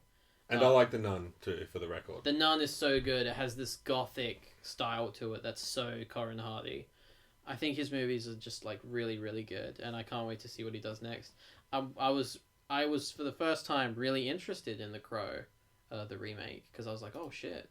Like, at least they got a good director to make this. But then, obviously, he left because that movie is cursed for some reason, and it's never going to get made. 2018, right? So let's see what else is on here. Hereditary. So you a fan of that movie? Yeah. Yeah, I like it too. I think it's very spooks. It's very scary. It definitely gives the spooks. It's definitely disturbing. It makes me want to kill myself. If I'm being honest. Mandy. Is that really a horror movie, Mandy? I mean, there are fucking weird demons, I guess. Are they really demons though, or are they just weirdos in I don't know. Leather outfits? I don't know. That universe, it's fucking Greek to me. Yeah. It's Greek, mate. It's an expression I say all the time. Yeah. It's definitely got a lot of horror themes. It's got the horror style going on. And it's cool as fuck. Let's make a whole new genre. Let's call it the first film in its new genre, the metal genre. But the metal genre of film. Let's do that. Can we have more movies like Mandy? We should have written down all the sort of ones that we didn't think were horror, and then we could make the top 10 horror? Question mark. Insidious the Last Key. Insidious the Last Key was the last fucking straw. Yeah, I didn't like that one. So what were your thoughts on it? I was fucked out of my mind. But I didn't care for it at all. Okay. The ending was really funny, but we've already talked about that. Truth or Dare. Truth or Dare. No. Slender Man. So many shit movies here. Yeah, nah. Remember the ending to Slender Man? Where she says, like, she says some kind of piece of, like, wisdom, and then she just goes, you know? What was that? Epic. Why did it end like that? I don't know, man. Oh, weird. Anyway, Let's see. Suspiria, the remake, not the original, obviously. I have been meaning to rewatch that one. It's an interesting film for sure. Yeah. It's very long. I'm a big fan of the original. Yeah. So it was obviously very jarring to see it. Yeah. Because it's like completely different. It's strange to see like to get a remake of a movie that you really adore, and you got to just sort of accept, okay, this is completely different. It's its own thing, even though it's got the same title, but I guess I got to treat it as its own thing. And I think I've been fair to that movie. It is very much its own thing. I think it's good. It's not going to end up on the list, but I think it's a good sort of unique movie that has its own thing to say. Wasn't there a part where they were like poking male genitalia and like laughing or something? Yeah. So turned me on. Yeah, man. I'm totally into that. Break my balls. It Chapter 2. The fact that I didn't write it down, probably wouldn't write chapter 2 down, considering I like it a little bit less than the first one. Brightburn. Brightburn. You a fan of Brightburn? There was a really sad scene where a badger got his jaw fucked. What? What are you talking about? Sort of a little retarded joke. Badger from Breaking Bad gets his jaw fucking raped by a car. Oh. Yeah. Badger is in the actor. Okay. Yeah. I made it. I was trying to do it. There was one scene in Brightburn that I liked, and it was when the father decided that this kid is too much, this weird alien they found. So he takes him out to the woods to go hunting. He like aims the fucking gun to the back of his son's head. A tear rolls down his eye. He shoots, and the son fucking turns around, being like, "Did you just shoot me?" that is a very cool way to set off the final like. Oh my god. Chaos of this kid. But the movie just didn't really live up to anything else. It wasn't very good. Yeah, there was one scene that you described to me as well. About what was it, like the organs or something? So the mother was like going through like pictures, and it was like sort of, you know, women in their underwear and stuff. But then as they flipped through the pages, there was like organs and shit. So this kid was fapping to like pictures of organs? Yeah, because he can see through people. So that idea kind of unsettled me. The idea that he like... That's pretty messed up. He doesn't understand that like... That's pretty scary. Looking at like boobs and stuff is turning him on, but then he kind of can look underneath that. It's kind of... It shows how like twisted Superman could have been in some stupid Elseworld thing, but really it's kind of stupid. And then that guy from Walking Dead shows up as like an Alex Jones type figure and starts screaming about like underwater kids and like one with like a lasso or something. Oh god. Yeah, and it's like setting up a cinematic universe despite the fact that you started with Superman wanting to destroy the world, in which case your world's done. Yeah. If Superman wants it gone, it's gone. That is so cheesy. Yeah. Like, it's already a bit yikes to sort of have a horror movie about like some kid on a farm and he's got like a red cape and everything. But do you really have to go that far? Like, are you sure you're not going to get sued by DC here? Like, Jesus Christ. Yeah, it's a bit weird. And the kind of rushed, but like, the Zack Snyder imagery is kind of interesting that they thought like, yes, Superman. And it's like, so, I like that because I like the Zack Snyder imagery. They didn't do it well, but it's kind of weird that they use that to invoke. It is kind of cool Superman. how they homage Man of Steel. That's kind of neat. But yeah, I haven't seen it, so I'll take your word for it. It's not really worth it. I'm not going to write it down or anything, but... The Lighthouse. Was that last year? 2019 it says. So we're in 2019 right now, by the way. Brightburn was in 2019. Oh, okay. Wow, it shows how long it took me to watch The Lighthouse. Yeah, same. I like The Lighthouse. Yeah, write it down for sure. I like it a lot. Definitely worth writing down, I think. The reason it took me so long is because I wanted it on Blu-ray. Yeah. And in Australia, didn't come out in Blu-ray. I just bought it on Blu-ray, by the way. I'm waiting for it to arrive. Oh, nice. I wonder if it'll end up in like a weird black Blu-ray case, like it ended up for you. Yeah, it's super weird, especially considering 4K exists. Mm. But I dig it. Like, I guess it could have been like one of those white cases, and still have that aesthetic. But I like the black. Color, Cool. color out of space. Color out of space. Now that's a pretty cool movie. Oddly enough, that did come out on Blu-ray, and I bought it on Blu-ray instantly. Yeah. It's a cool one, yeah. I like it. Yeah, very pretty movie. And a great, another great performance from Nicolas Cage. Doctor Sleep. All my Holy homies shit. love Doctor Sleep. I saw the love in your eyes Yeah. when I Dude, said the title of that movie. I forgot. For Yeah. some reason, I forgot. I love Doctor Sleep. Oh, it's so good. I really, really like Doctor Sleep. I can't believe that movie bombed. That is so depressing. It's sad, yeah. Doctor Sleep's really awesome. It's a great sequel to The Shining. I feel like I haven't read the Shining book, but I feel like it sort of homages both the movie and the book. It finds a good middle ground. It's a really beautiful kind of it takes what Stanley Kubrick did with that weird Shining film that's very different from the book. And then it takes what Stephen King did in The Shining and in Doctor Sleep, and it makes this amazing amalgamation of all of those influences, but does it in a way that I don't know. It's such a great movie, and another great movie. What's the name of the director? Another great movie from the director of Hush and Gerald's Game, right?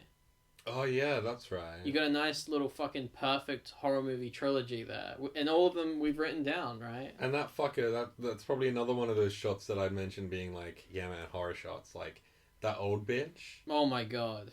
Fucking terrifying. The Invisible Man. Yeah, The Invisible Man was alright. Yeah. I liked it. Not gonna write it down. Nah, probably not, but I liked it. Yeah, definitely a surprise for a lot of people. Annabelle Comes Home. So that's the third Annabelle movie, I think. Yes. Definitely a good movie. We're not going to write it down. Yeah, we won't write it down, but I do like it a lot. It's almost like a fun little roller coaster of just conjuring shit. Mm. It's really short. It's like a weird... It's like what Martin Scorsese said. It's just a nice little theme park horror movie, Yeah. And I know that he hates theme parks, but I think they're alright. So. And it's cool. You sort of watch it and it's like, wow, I'm glad we got to just explore random bullshit in this universe like that. Yeah. That creepy samurai suit. Yeah. And stuff like that. It's just cool to And the Warrens the Warrens creepy room has been a part of this weird cinematic universe since the beginning. So it was great to finally open up that can of worms and do some cool shit with it. And that TV is an existential nightmare. Oh yeah. It's one of the scariest things in that movie for me because yeah. the idea that you're looking a few seconds into the future and it's why aren't I getting up and leaving? Yeah. I can't get up and leave. Because I already saw myself not get up and leave. Oh my god, it's like fucking Dr. Manhattan. Oh, just one thing. We're all puppets, Laurie, but I'm the one who can see the strings. One more thing about that movie. It's hilarious. There's a scene that starts with the TV showing her covered in blood screaming, right? Mm. Then a few seconds later in that scene, a telephone rings. And this dumb bitch, she reaches to grab the telephone and then the other girls come in and they're like, stop, don't touch anything. And then she doesn't grab the telephone.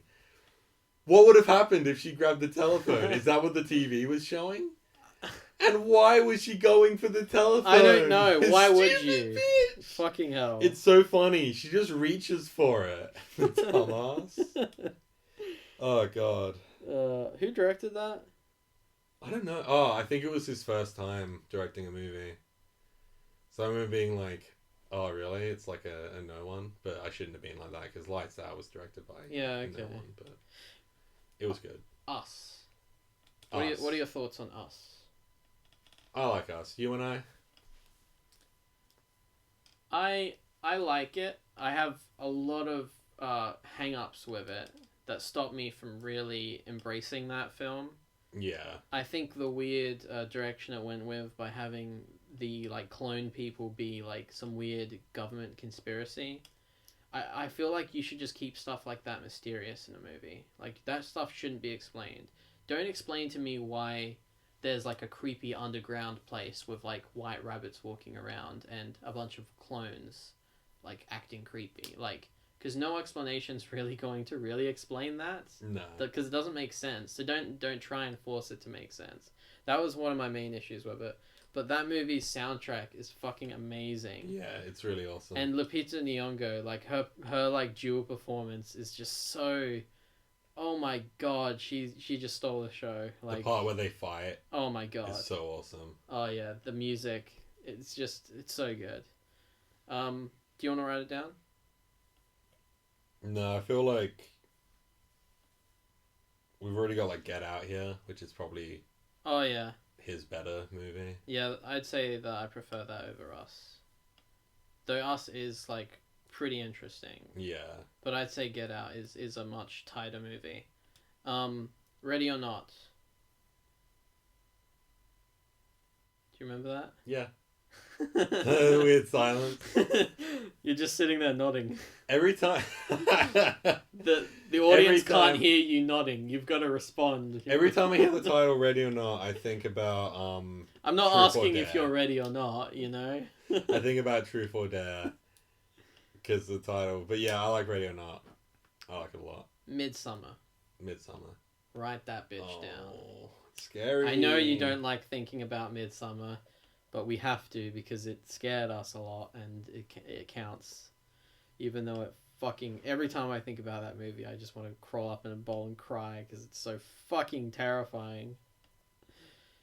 The Curse of La Llorona. I like that one a lot as well. Yeah. I like most of the Conjuring films for sure. Mm. And it's weird because at the time, like, a lot of people weren't really sure if it was a Conjuring movie. We were just like, I don't really know if it's a Conjuring movie, but I guess I'll see it. Have you seen Kroll? Crawling in my crawl. Is that a no? I have seen it, yeah. Do you like it? Yeah, it's alright. Alright. Scary Stories to Tell in the Dark. Very cool monsters in that one. Yeah, I still haven't seen it because I'm a piece of shit. Very cool Hank from Breaking Bad. Yeah? Well, I mean, he's in it. I'm not sure if he's cool or not, but he's there. He's always cool. Yeah, he's cool. When isn't he cool? Very cool monsters. I won't put it on the list because it's a bit more like a... I know, but it does have very cool monsters. And now we're into 2020, and there's very few movies. There's very few movies here. Brahms, The Boy 2. Yeah, that's not going on the list.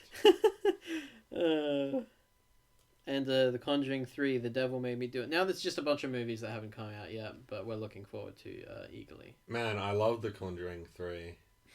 Yeah. Alright. Oh, there's another Wrong Turn movie coming out this year. Dude, does New Mutants count as a horror movie? Because I really enjoyed that movie. Yeah. The joke being it's still not out as at the time of this recording. When it should have come out like fucking 3 years ago or something. Alright, we have a lot here, and we're about an hour and 20 minutes in. Alright, let's chop this list down now. So we got some of our favourite movies. And we've forgotten one. Which one? Because Alien Covenant definitely didn't come out. Oh yeah, what the fuck? Yeah. Oh, that's so rude. Google, why are you so rude? Write Alien Covenant down, you know, even though it probably won't make it to the top 10, but, you know, who knows? I mean, maybe I'll be able to argue for its place, you know what I'm saying? This is what it's all about, though. You get to argue... I don't even have to have seen the movie that you're talking about. Like, if you give me a good enough argument on the movie's case, then I'll because it's not my top 10 list. It's not your top 10 list. It's both of our top 10 lists, you know? So, it's a little give and take, you know what I'm saying? Catch him adrift? So, I am catching your drift. Should we start crossing some out? Sure. Let's begin.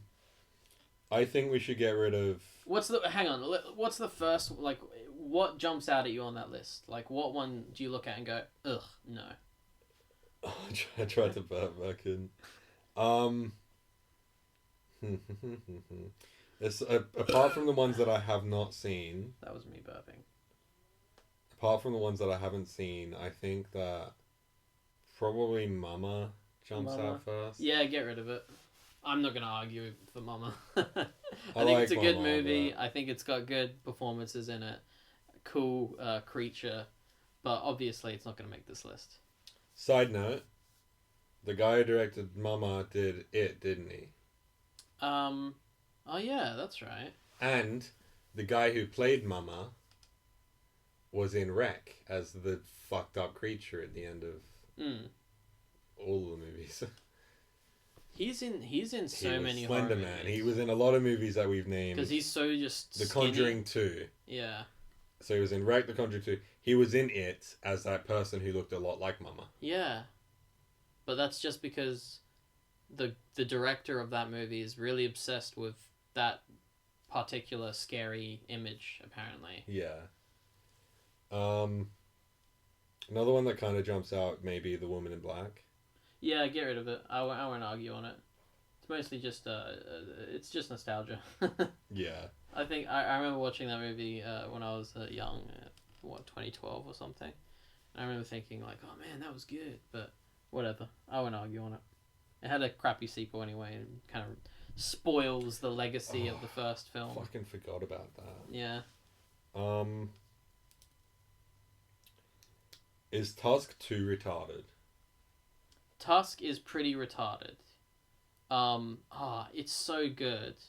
It's not going to make the top 10 list, but sure, it is worth, this little mention. It's been on the list long enough. Let's cross it out. It is a really awesome movie, though. If you haven't seen Tusk, oh my god, see Tusk. Don't look up anything about it. Just go see it. Go in blind. Holy shit. Maybe I'm the monster. Which one? Um, Monsters or... The one with Ruby Sparks, or whatever her name is. Oh, that's right. Yeah, get rid of it. Interesting movie, but not real. It's just like a nice, short little movie. I was gonna say fun. It's not fun. It's very depressing and dark. Oh man, it's gonna start getting really hard because, we have a lot of movies here. Like we have basically the whole Conjuring verse, multiple Insidiouses. I tell you what, I'm gonna get rid of some of these, and you can physically assault me if you don't like my cuts. I'm gonna get rid of Insidious. I'm kidding. I'm gonna get rid of Insidious 2. Okay. Or do you think Insidious 1 is... Which one would... Because you can only pick one Insidious film. You can't have two Insidious films in a top 10 list of best films of the decade. Because the first one is kind of just like a rip-off of Poltergeist. But a good one. Insidious 2 is pretty interesting. Yeah. I would say... Picking between the two, I would say just the first one, because you wouldn't have the second one without the first one. Yeah, and I like the demon in the first one, and like the second one doesn't have that cool like yellow room. That with him, awesome like, sharpening Guillermo his... del Toro kind of set. Yeah. Fuck you, Insidious 2. You're off the list. Curse of Chucky, you're gone. Any Chucky movie on here is gone. Good movie, reignited my interest in the Chucky franchise, which was non-existent. Oh, that's another one we missed. What? Chucky, starring Mark Hamill. Oh god. Let's see. The Babadook. Obviously, that's probably going to be probably in the top 3, maybe. Yeah, absolutely. Because we're both obsessed with that film. I'm gonna get rid of. Oh damn! This is hard. This is hard. I thought by the time I'd gotten to the end of that sentence, I would have a good answer. I'm gonna get rid of Babysitter. I put it on there, so it's my. I can cut it if I want. It's your cross the bear. Yeah. All right. Let's see. What else is there? Cargo. I like Cargo. I think it's a really good movie. It's not that much of a horror movie though, so I'm gonna get rid of it. The Hallow. Is it The Hallow or The Hallows? Whatever. You wrote this, so it's all your fault.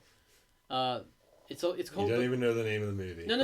It's got 2 different names. It's The Woods and it's The Hallows, I think. Great movie, but it's not going to make the top 10. Do you think The Lighthouse has a chance in terms of like horror movie? Because that movie is pretty fucking funny. Yeah, it's. I feel like in horror movie terms, I think The Witch has a higher chance, like from that guy. Yeah, exactly. And I feel like it would be unfair to use too many from one director. Yeah. Is the thing. The Lighthouse, really good movie, really scary, unsettling movie, but it's so quirky and it's more like a weird art house movie. I don't even really consider it that much like a horror film. Yeah. So yeah, I'm gonna get rid of it. Don't kill me. Color Out of Space, fun movie, not gonna make the list. Probably not.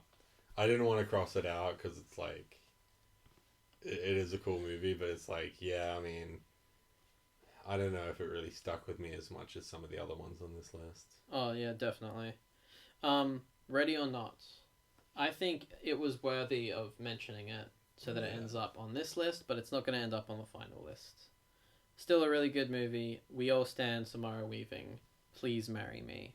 She was great in the Evil Dead show as well. Yeah. First time I saw her. Ash vs. Fell in Evil love with Dead. that. Fell in love with that scream immediately. That weird, warbly scream that she does. Speaking of nail punches, that house fucked her up, man. Yeah. In that show. Oh man, there wasn't much left of her. Let's be honest. Ash vs. Evil Dead, #1. Yeah. List over. Pretty good show. But we're not ranking shows. Pay attention, Andrew. Can I get rid of the Creep movies? I haven't seen them, so this is me just being an asshole. Yeah, go ahead. Okay. There we go. They are good though. If you want just I'm like definitely gonna watch them. If you want just like a 90-minute kind of like uncomfortable experience. Yeah. Oh, I love 90-minute uncomfortable experiences. Kind of funny too, like the concept of the first one is really funny. Like that bath scene that I said, like he thinks that he's recording this guy doing bath time with his daughter that isn't born yet. You think he's just like simulating bath time, but then he starts like saying sad shit, and then he just puts his head under the water, and the cameraman's like, dude, and like thinking he's dead. Oh my god. It's pretty funny. Was it directed by Ricky Gervais? Oh yeah.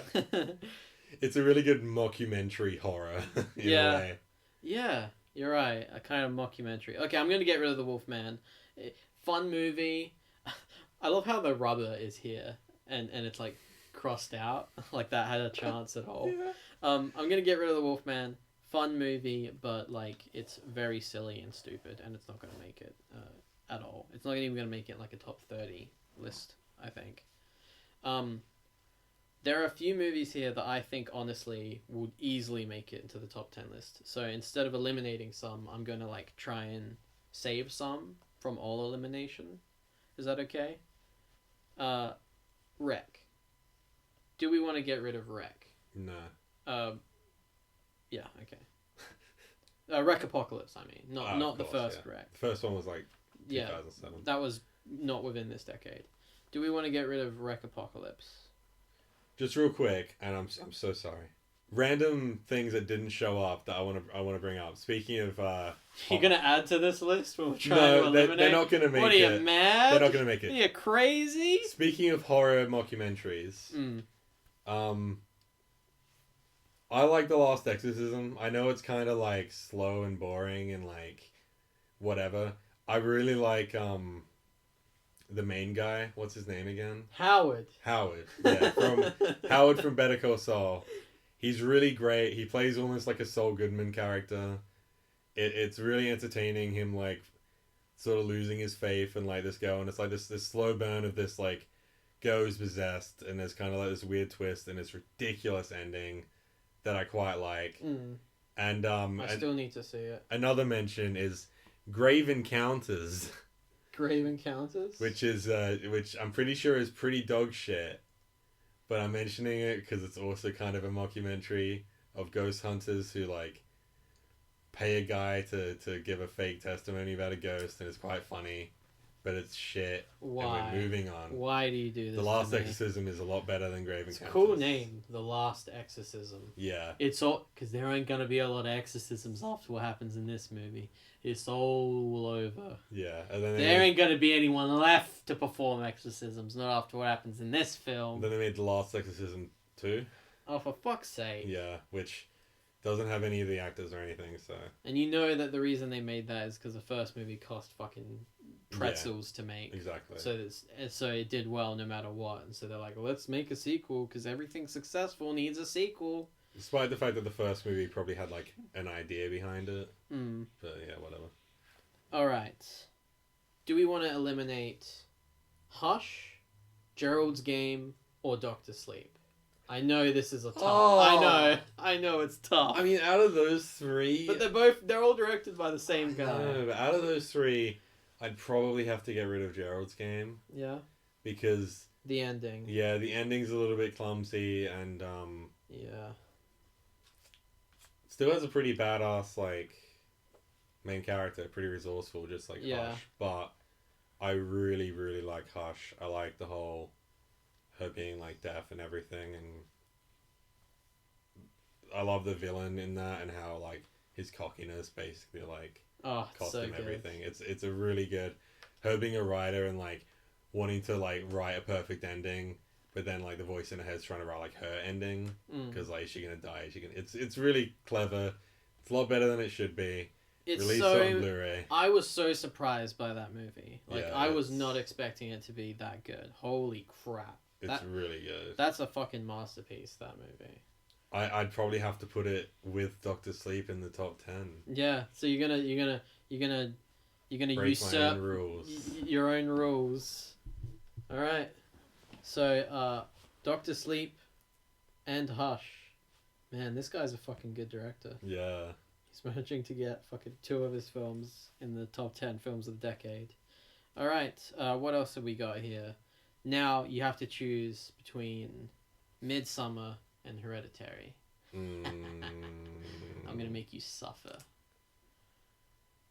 Oh god, I feel like Hereditary has a lot more like really visceral like scenes and images. Whereas wait, did I said Hereditary just then, right? Yeah. Or I'm a retard.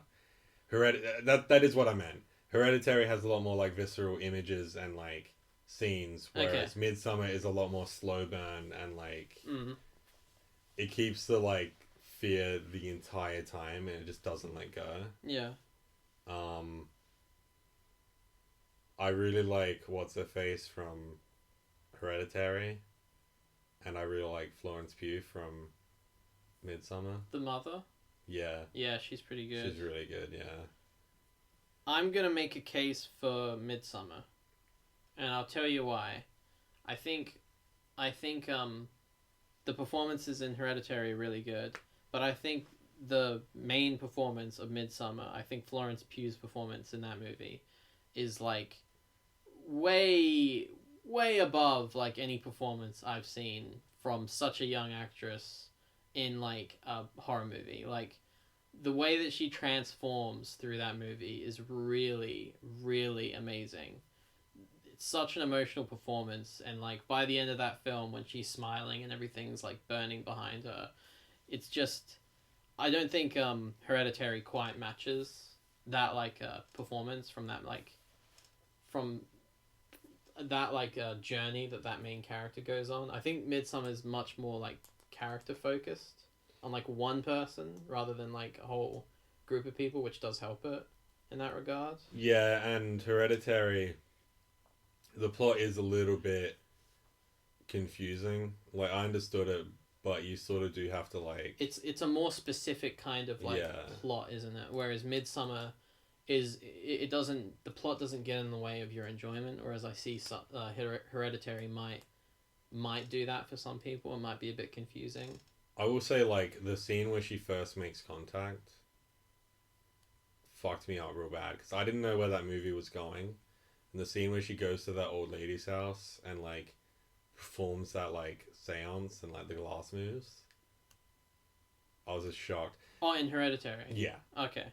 I was wondering what the fuck you were talking about for a second there. The opening of that movie, like the part where she looks into the room. Yeah. Again, one of my favorite horror movie shots. There's a lot of Something great... in the Darkness. Yeah. A lot of great shots in that movie. Her fucking yeeting off her own head with like a wire. But to me... But Midsummer is probably the overall better. And Midsummer is such a stronger... I get such a stronger impression from that movie. It's so unique. I think Hereditary is not unique. It's definitely a unique film. But Midsummer is just so much more interesting to me, I think. Yeah, and as far as like scariness, I've watched Hereditary a few times. I've only watched Midsummer once. Which says all you need to know. Yeah, I'm way too scared to rewatch I'm too scared to go back to that movie, honestly. Haven't seen the director's cut. I'm a pussy. And how often does a horror movie really scare you is the thing. Yeah. Like, I feel like Midsummer really sort of scares you in a way that most horror movies can't. So yeah, I'm definitely going to put that on the immune list. At least immune for now. Maybe we'll end up with too many on the immune list. Is the Babadook on the immune list yet? Let's talk about the Babadook, shall Fuck you. How dare you put it on the immune list? I'll put it on the immune list. Don't worry about that. But let's talk about it, shall we? Yeah. Talk about it. You want me to talk about it? You talk about it. I really like the Babadook. Mm. I like it a lot. I too like the Babadook. My least favorite scene is when he's climbing the swings, because they use shots of his hands reaching for poles that just shouldn't be there, and like he climbs way higher than he should. Very weird. Probably wasn't like thought out as well as That's it should be. such a weird nitpick for you to bring up. Yeah, absolutely. I love that movie. I love the angle of it. The mother who resents her own child because of the circumstances in which the child was born and like the loss of her partner, and how grief like takes hold of her and it's manifested in this like creature that's really memorable and cool, and just like the idea of like in the end how you can't even get rid of this creature, you just sort of have to like manage it. Yeah, you just gotta feed it. So I like that she finds a way to love her son, and control her grief, and it's done in this really awesome horror movie way, and there's like minimal kind of like cheap jump scares. There's just all like tone and like this amazing soundtrack. Oh my god. So Can we good. talk about Jed Cazell? That guy is a fucking genius. I don't know where he came from.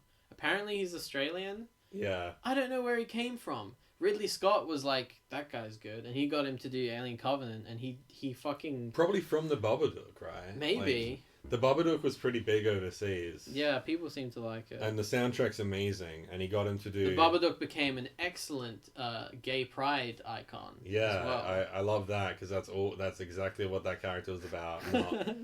Not a representation of grief or anything. He was definitely... It's all about the sex. gays. But yeah, Jed Cazell did the Alien Covenant soundtrack, and that was amazing as well. And that movie made it on this list. You're gonna let me put Alien Covenant on the immune list? Yes.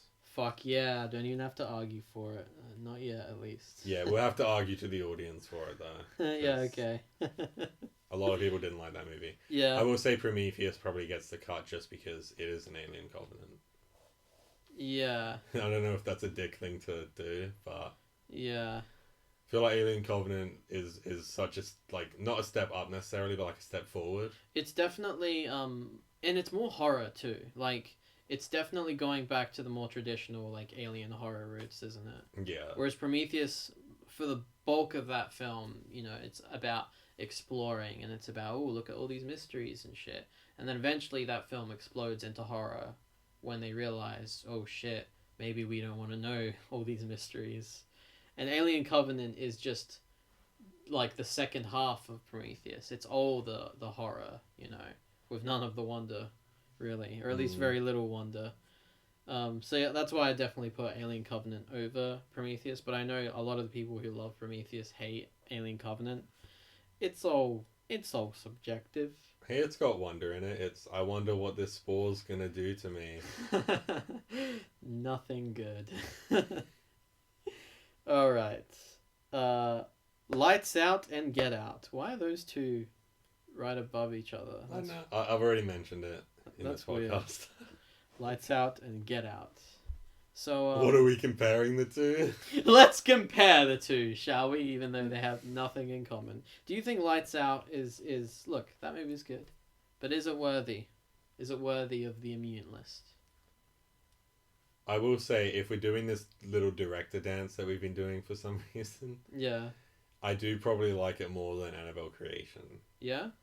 Well, in that case, Annabelle Creation, wherever I can't find it on the list.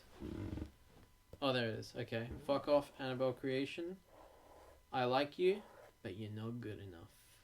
Lights Out is going on the immune list, at least for now. The immune until the real list is gone, and then it just becomes the real list again. Yeah. Because there's a lot here, and we need to whittle this shit down. I am sort of trying to think of other movies we might have missed as well. Sort of looking over at my collection occasionally and just seeing if, like... I bet there's some shit that, like, we totally shouldn't have missed. Yeah. We're gonna feel like fools later on. The Descent. When did that come out? Look that up. Look that shit Yeah, up. I was thinking about that earlier, actually. Look up The Descent. I feel like it could easily have come out before. Could have been like 2008. Oh well. 2005 and 2009. The Descent 3 is a video game, apparently. When did Jennifer's Body come out? Jennifer's Body. Oh, I think Ages that was... ago. Yeah, that was like 2009, I think. Is that really a horror film as well? I mean, I guess it is. Some of it scared me. Yeah, it's a good movie. 2009. Alright, sorry. Back to the list that we've already made. Alright. Gotten rid of... Okay, so here's our immune list so far. In no particular order, of course. Alien Covenant, Wreck Apocalypse, Doctor Sleep, Hush, Midsummer, Babadook, Lights Out, The Witch. Some people are gonna hate all this, dude. Yeah, man. They're gonna be like, what is Wreck Apocalypse? I never heard of that shit. Alien Covenant? Get the fuck out of here. Look, I'm sorry, okay? I never said I had good taste. It Follows. Do you think that should make it to the immune list? The part where Big Boy comes out.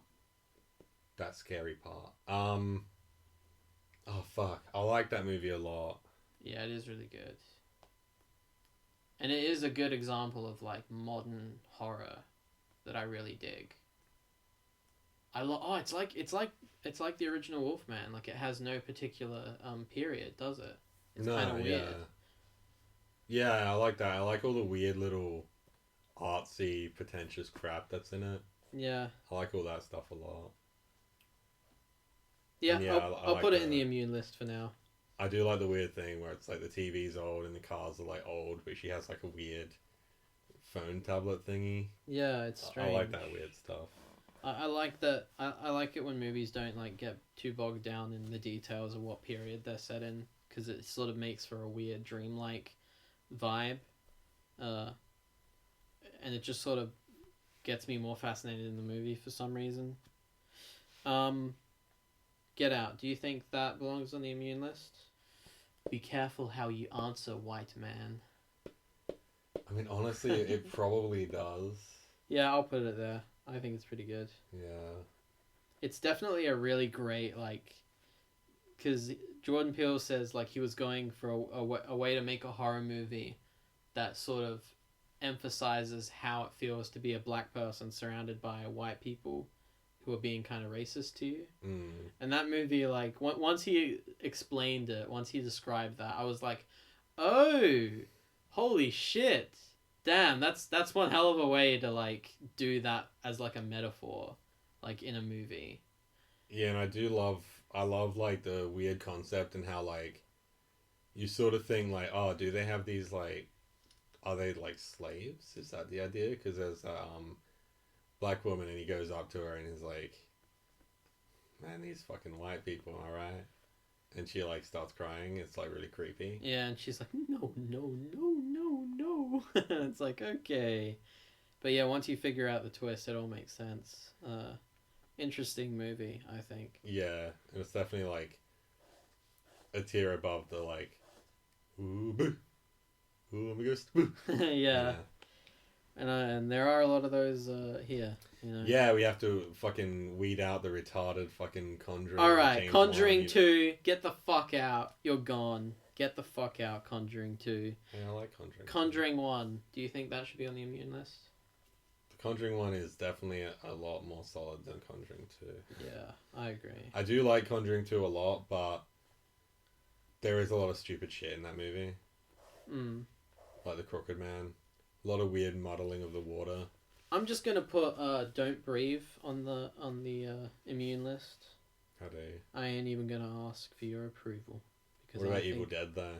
I think. Oh fuck! No, I'm putting Don't Breathe. Fuck Evil Dead.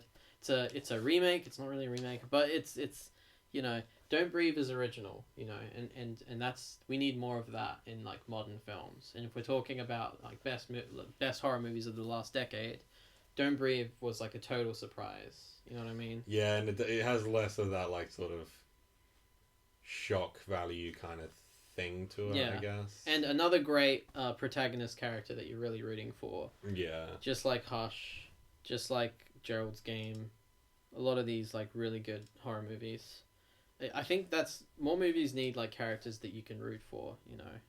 Like make us really like these people. Curse of the Weeping Woman. We've got too many of those kind of movies on the list already, so I'm gonna get rid of that. I'm so sorry.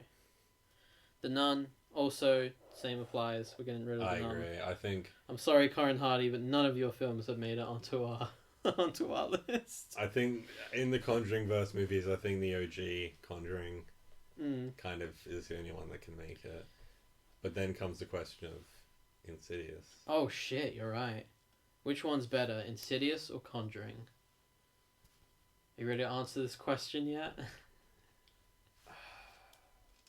You know what? I'm gonna say, we can argue over it, but I'm gonna say Insidious was better. I think The Conjuring's definitely like more like refined. Yeah? But I'm not sure if that's like, that makes it better. It's like kind of like the weird Wild West style of like Insidious, where it's kind of like weird, man. Yeah. That movie is strange. It's a fucking weird one. I'm gonna say Insidious though, because in terms of like just one movie that works on its own, a surprise movie, and a movie that like did a lot for the horror genre as well, because we are talking like of this decade, right? Yeah. So like the last 10 years. I'd say Conjuring is really good, but we already had Insidious. Do you know what I mean? But did Insidious have a Ryan Gosling song? True. Conjuring did have a Ryan Gosling song. Which is strange. It is strange. Nah, fuck off, Conjuring. I'm getting rid of you. You suck! You suck balls! You suck dick! You know what? You know what I think this is? What? I think this is you just being like, oh, Insidious has more fucking Australians in it. Oh, that's what you think it is. It's my Australian agenda. Even though the director of both the movies is Australian. Oh, that's right. You idiot. But Rose James Byrne. Wan. Yeah. But Rose Byrne is in one of them. James Wan isn't Australian. He's Asian. I remember reading a comment where someone was like... Me too. I've read one just like that. It's so weird that this Asian, like, has an Australian accent. It's like... and not an Asian accent. What? Like, do you think black people in America should all have African accents? Yeah. Like, what the fuck? So random. Racist. 10 Cloverfield Lane definitely making it on the immune list, and that is the end of our like larger list. And now we have this awesome immune list. Oh no, sorry, The Ritual. Fuck The Ritual. Yeah, fuck it. Do you want me to get rid of it? Okay. It had too much of that like, flashback, you know. Yeah. The monster was cool as fuck. There was a really funny moment where he walks into a room full of like corpses that are like chanting, and he has a fire in his hand, like a torch.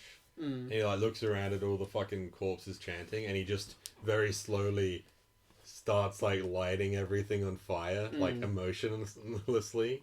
I need to watch that movie. He just like is so done. Yeah. And I think someone like approaches him and he just punches him in the face, still like stone faced, just like, I need to get out of here. I don't like what's going on. I don't really like this place. I'm generally against it, in my opinion. Cool movie, but no, it doesn't hold up to the rest of this. Alright, so we need to eliminate 3 films from this list before we can start ranking them like in a certain order. Alright, so there's the list. So What we do you have to get think? rid of 3 of them. 3. For it to be a 10 list. And then we rank them in order. Oh god, you're gonna start crossing shit out. Oh god. Oh god. I'm thinking... What are you thinking? Tell me your thoughts. I'm thinking maybe Lights Out needs to go. I agree. Yeah. I agree.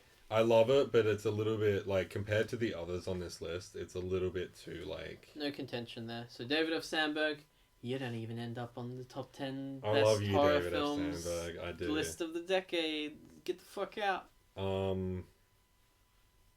What else? What Oh, else you think? shit. I know it's hard, isn't it? That's why I handed the list to you. I don't want to have to do this. So we have to get rid of 2 more. Yeah. Oh, fuck, man. So just to recount, Alien Covenant, Wreck Apocalypse, Doctor Sleep, Hush, Midsummer, The Babadook, Don't Breathe, 10 Cloverfield Lane, The Witch, It Follows, Get Out, and Insidious. And you gotta get rid of 2 more. I have a feeling It Follows might have to go. Really? Yeah. You would put Alien Covenant over It Follows? You're not gonna argue with me on this? I don't know, man. I like Covenant. You do? Yeah. Damn, I was expecting to have to like fight for this movie. No, man, I like it. I like David. Not David F. Sandberg. He gone. I don't like him. He gone. No, fuck David F. Sandberg. No, we like him, just for the record. Yeah. I like David. I love him, in fact. I like, All my homies love Shazam. Shazam 2, I can't fucking wait for that movie. Let's go. I'm sorry, you were saying? although there is that dumb part where she, like, straps herself to the ship and, like, starts flying around and doing action shit. Yeah, it definitely got more actiony in the last act of Alien Covenant. And we can argue on this, you know. You might defeat me in this argument. Cuz I think the visceral horror in that film is like the closest we've gotten to the original Alien film. And just, I remember sitting in the cinema and just being, like, afraid, so... Yeah, I mean, it's a scary movie. The imagery in that film is terrifying. The scene where the creature bursts out of the guy's back, you know, and then he just, like, flops down on the ground and all the blood just pours out of him. It's definitely got a lot of creepy imagery in it. It's not a perfect film. I'm not saying it's a perfect film, but I'm just saying, in terms of the decade, I think we would be missing a trick if we didn't put Ridley Scott's, like, best alien film in the last decade on there. Do you know what I mean? But I like It Follows. Yeah. How about we get rid of Don't Kill Me, Wreck Apocalypse? See, I've kind of felt it coming. Because I think it's a really great conclusion to the whole, like, Wreck franchise. A really good franchise. But when I think of the Wreck films, Yeah. I do think of the first 2 films and not the last film. I do agree. It hurts because I do really love that movie. And I want some, like, Wreck representation, but it isn't the peak of the franchise. Yeah, it isn't the peak, is it? No. So we're going to cross it out, but hey, it made it really, really fucking far. If you haven't seen any Wreck movies, go and see them. They're really good. Yes, they're in Spanish, but trust me, it's good. Don't get put off by the, you know, fact that it's like a foreign film. If learning a new language, like, stops you from watching a movie, then are you really a fan? Nah. Subtitles are fine. Just watch subtitles. Yeah, there's not a lot of dialogue in that movie either, so it's not that hard to read subtitles. Learn to read. Alien Covenant, Doctor Sleep, Hush, Midsummer, Babadook, Don't Breathe, 10 Cloverfield Lane, The Witch, It Follows, Get Out, Insidious. So we still need to get rid of one more. Can I throw my hat into the ring? Can I suggest which one we should get rid of next? And it's gonna fucking hurt. Go ahead. Don't Breathe. I know it hurts. You gonna do it? Might have to. Yeah. Look, I really like Don't Breathe, and again, it's gotten far. We've given it plenty of good mentions. That movie's really great. It's very scary, very fucking tense. I remember when I saw that in the theater, like, the entire theater, like, you could cut the tension in the theater with a knife. Like, that movie is scary as all hell. Really great main character, really great protagonist and antagonist. Good movie. 10 out of 10 IGN. But it's not going to make this final list because we had to cut one. It's the only movie we've reviewed on this channel. That's right. Have I think I've reviewed... Oh, maybe I deleted it. I don't know. Anyway. Number time. Let's number them. This is our famous section, number time. Number time. Number time. Gonna play a little jingle. It's the number time. I'm gonna play a little. What are you doing?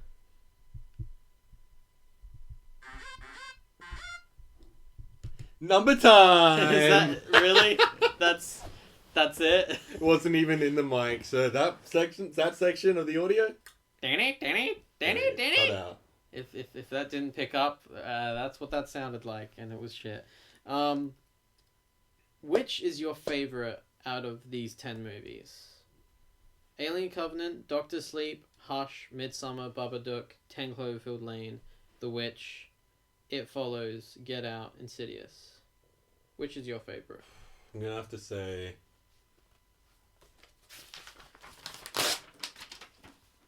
Ignore that. That was just me ripping out the page of all the crossed out stuff. Probably Doctor Sleep, 10 Cloverfield Lane, Hush, The Babadook. That is not one movie, but a handful that you just mentioned. I really like Doctor Sleep. Yeah. I really like The Babadook. I think I'm just gonna throw my hand at the ring again. I think The Babadook should be number one. Yeah. Yeah. Hard number one. I think a hard number one. I think that movie is fucking incredible. In terms of, like, modern horror, like, what would I recommend to someone who's like, horror movies are bad now and they never make any good ones? I would recommend The Babadook. Like, that would be my number one recommendation. Alright, so. You agree? Yeah. Alright. Fuck yeah. Number one. The Babadook. Bum. Bababook. Burger being but bettis, babas being buban, binger burger being burger, biz but bungus, but baz but burns bout, but bite be but boo bat. I can't believe I managed to do that. Alright, what would be a good, worthy number two, do you think? What are your thoughts? Thoughts. THOTS. What are your thoughts? Doctor Sleep's really good. Doctor Sleep is definitely possibly worthy of like a top 3, honestly. Yeah. And that movie, the fact that it's underlooked is probably adding to my over the top love for that film, because everyone's just like, I don't care about Doctor Sleep. I'm not gonna watch that. Fuck all of you. Go watch Doctor Sleep. Stop sleeping on Doctor Sleep. He doesn't like it. He doesn't like being... He's Doctor Sleep. He's meant to sleep on you. You don't sleep on him. He sleeps on you. I don't know what I'm talking about. The Witch is really good. Midsummer, though. I think Midsummer is a good, like, potential second film. Just for the sheer horror. I mean, again, like, if we're ranking it just based on how scary it is, I'd say, like, The Babadook and then 2, Midsummer. But if we're ranking in terms of, like, I enjoy that movie immensely, Doctor Sleep might be number 2. Do you know what I mean? Yeah. So, like, what's more important to you? A movie that terrifies you, or a movie that you just adore and you want to rewatch over and over again?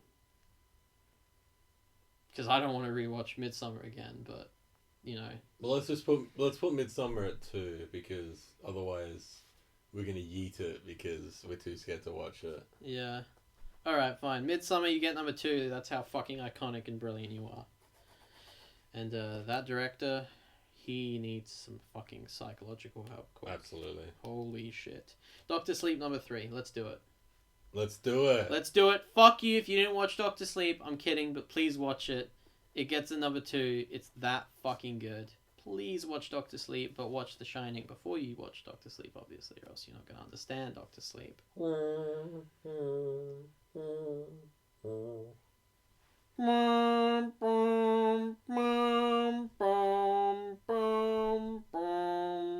If you've listened this far, why? So number 1, The Babadook. Number 2, Midsummer. Number 3, Doctor Sleep. I think that's a pretty strong top 3. Yeah. God, those are some good fucking movies. Horror ain't dead. Horror is just getting started. You know what I'm saying? I'm so worried that, like, my dog's fucking pissed everywhere.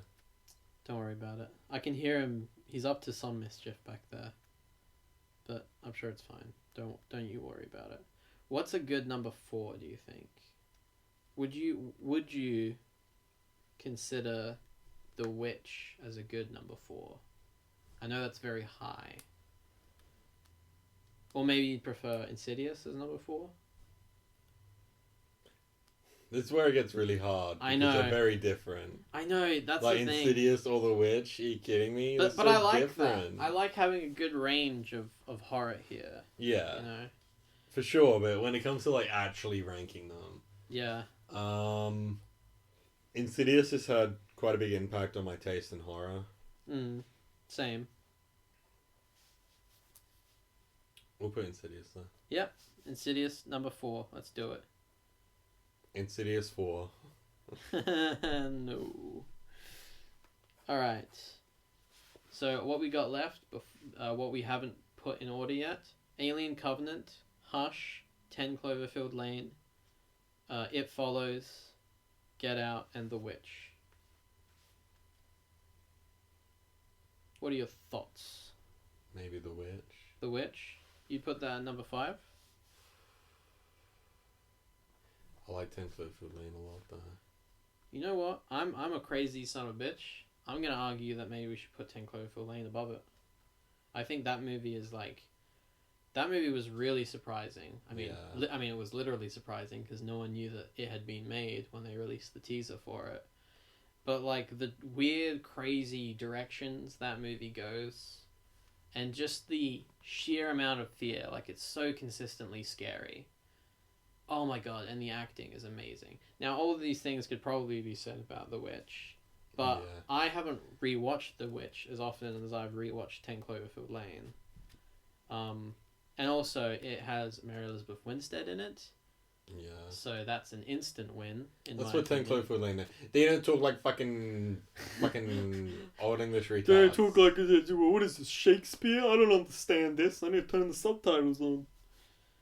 Alright, we'll put 10 Cloverfield Lane there. I put the subtitles on when I watched The Witch with my mum. Oh yeah? She fucking desperately needed them? Yeah. Yeah, I can understand. She was like, what did he just say? And I was like, I was explaining it to her. Oh god. I'm not gonna even bother trying to watch a movie like that with my mum. I almost watched The Lighthouse with her. Ooh, dodged a bullet there. Dodged a bullet. Gotta explain all the fucking fapping scenes to her. I'll put The Witch after 10 Cloverfield Lane though. Number 6. Let's do it, fam. Number 6. Let's do it. The Witch. Beautiful. I'm loving this list so far. I think that we made a really good list here. You know, and yeah, of course I would say that because Alien Covenant made it. Yeah. You know, and I'm celebrating as a fan of Alien Covenant, the only fan of Alien Covenant. I'm celebrating. But I'm not gonna fight too hard for how high it's gotta be. I already won. It's already on the list. I won. You know, fuck it. It Follows, Get Out, Hush, and Alien Covenant. What do you think deserves the number 7 spot? I'm starting to feel either Hush or Get Out. Hush or Get Out. I'm starting to feel It Follows. Now, I don't know if you like that movie as much as I do. I like it. Obviously, I like it a lot because we've gone this far. But I do like that movie a lot. Mm. Yeah, it might be above Hush for me. Yeah, I really like that movie. I think the vibe of it is just so unique. And I really love Hush and Get Out. But I think It Follows just has this unique tone to it that sets it apart from so many other horror movies. Yeah. Whereas Hush and Get Out, they're great, but they don't have that really stellar, unique tone to them, really. So I'm gonna put it at number 7. And I like weird like imagery that I don't even necessarily completely understand. I just like weird like symbolism and shit. Oh yeah, It Follows is full of that fucking shit. It's so pretentious. Hush, Get Out, and Alien Covenant. Which one do we think is number 8? I really like Hush. Do you like it more than Get Out?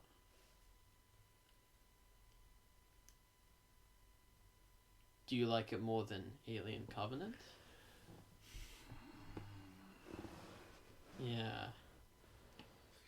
Shit. Because I honestly, I'm gonna, I said I wasn't gonna do this, but I'm gonna do it. I think Alien Covenant should come next. I think that movie it's a fucking masterpiece of science fiction, horror, gothic horror. It's got all these unique elements. The acting in it is so fucking good. Michael Fassbender, that's like the performance of his career, in my opinion. Like, David is like his most iconic character, I think. And I really hope that he comes back and like finishes that trilogy. And I think Alien Covenant, it just doesn't get enough love. People really seem to hate that movie and don't want to give it another chance. I dig it. I dig that movie a lot. I think it deserves number 8. What are your thoughts? You're not looking very convinced by my ham-fisted defense. I don't know, because the other two are just like so good as just like flat out like horror movies. Yeah. Alien Covenant is definitely not just a horror movie. Yeah.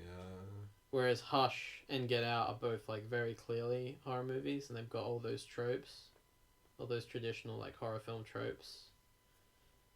Alien Covenant definitely leans into more like weird nonsense. I can't say no to a Jed Curzel fucking soundtrack, am I right? Yeah, it's got a Jed Curzel soundtrack. How can you say no? It's got a scene of Michael Fassbender kissing Michael Fassbender. Yeah, you're right. Number 8. Alright. Those other two movies, they're good, but they don't have Michael Fassbender kissing Michael Fassbender. So are they really that good? Now this is hard because Get Out's definitely a more interesting movie than Hush. Mm. But it does keep cutting to his friend. One of my issues with Get Out actually was that it wasn't as tense as it could have been. Yeah. Because a lot of that tension was relieved by how it keeps cutting back to the main character's friend, who's like, I'm going to go check out, see what's going on over there. And then and flat out like comedic relief stuff too. Yeah, like he's a total comedic relief character. And the last act of the film is basically just the main character just yeeting his way out. Yeah, like, he does just luckily, sort of like... he just lucks his way out of there. Now that's okay, because that's only like the last few minutes of the movie.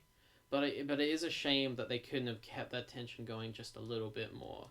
Like if it was harder for him to escape, he had struggled a bit more on his way out, then it would have really that would have been tense as fuck. But they didn't go that route. And it was satisfying. It was, but watching him punch that old bitch in the face. Yeah, but it would have been more satisfying if, as he was trying to escape, there were all these obstacles in the way, and I don't know. I really like movies that really bring the tension, really stretch out the tension. Alien Covenant had that. That movie has 5,000 different endings. It goes on and on and on. They're never fucking really safe.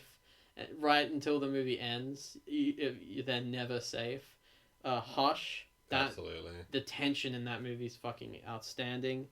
10 Cloverfield Lane. Yeah. They just maintain the tension right till the end, and that's what I love about those movies. I don't think Get Out has that, so I'm gonna argue to put Hush above Get Out.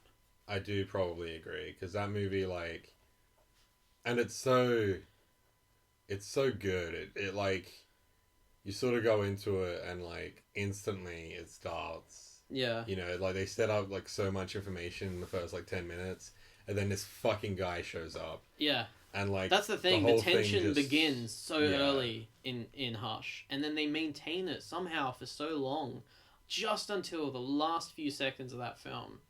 And I wish Get Out had more tension like that. I wish, because the idea of like he's just surrounded by all these insane racists, that's great. But if they had maintained that tension just a little bit longer, that would have been better. Yeah. So that's why I'm putting it last, but it still made the fucking top 10 list, best horror films of the decade. Yeah. So Jordan Peele, you know, we fucking love you. Let me read out the list now. This is a final polished list. We finally made it, and then once we finish recording this, we're gonna go get something to eat. I've got number 1, The Babadook, a fucking cinematic masterpiece. Just gothic horror up the wazoo, suburban. It's like suburban, but also it's like stylistic. They built the fucking house from scratch to make the perfect creepy house that was still real enough that you feel like you could live there. Aussie. That too. Oh my god. So cringe. And also The Nightingale is really good as well. Cultural cringe. Oh yeah, The Nightingale. Yeah, it's not a horror film. But no, but I'm just saying Jennifer Kent is a fucking movie, very genius. Good, very good. Any movie that she makes, I'm there. You know. That was a very uncomfortable movie to watch with my mum, though. Mm-hmm. The Nightingale. Yeah, I made the same mistake. Oh my lord. Oh my goodness. Midsummer, another masterpiece on the same level as The Babadook, really. Terrifying. Absolutely fucking terrifying.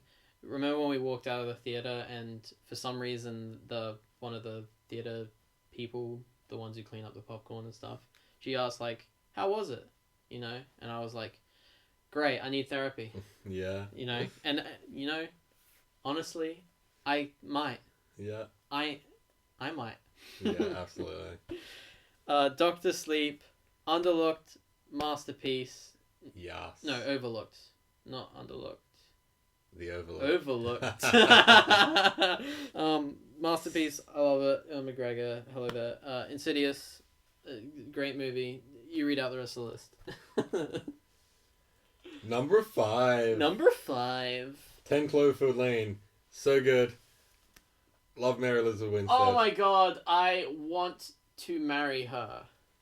Very, very good. Cool soundtrack. Oh yeah. Great little opening scene that just like tells you a lot of stuff without saying anything. Yeah. Amazing tone. And it's another horror movie that, because there are a lot of horror movies that are just there to be scary, but that's another horror movie that's very character driven, isn't it? Yeah. The character, her whole journey is about like trying to finally get some control. She leaves this like abusive relationship with this man only to end up in another fucked up relationship with this like pedophile, murderer, rapist, psychopath. And she fights her way out, and it's so, like, emotionally satisfying by the end. I'd argue the only one on this list that isn't, like, pretty top tier, like, character-driven stuff is probably Insidious. Yeah, for sure. Like, The Babadook, Midsummer, Doctor Sleep, and 10 Cloverfield Lane. Insidious thrives on its great, themes. Demons. It's demons, it's traditional scares, it's themes, it's set pieces. It's not, like, a big character... movie that I guess that's what I like a lot is sort of character driven stuff. Number 6 is The Witch. The Witch. Very good, very scary. And it's another movie, you know, like Hereditary, and another character driven movie as well. That's just about like a whole family just fucking going to shit. And it's another like Alien. Like it's all about isolation. It's all about let's take this family and just remove them from society and watch them just tear each other apart. And it has these like cool touches of mythology in them, like all of this cool English folklore that the director seems to like a lot, and it's all throughout The Lighthouse. And I hope he makes a third one so we got like a cool English horror trilogy. Like, that would be kind of cool. And what's the Gelfling's name? Anya Taylor-Joy, I think. She's pretty good. Yeah, she's good.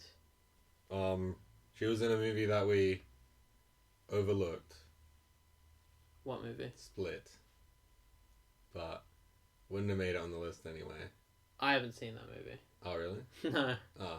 Good performances, but overall, pretty strange.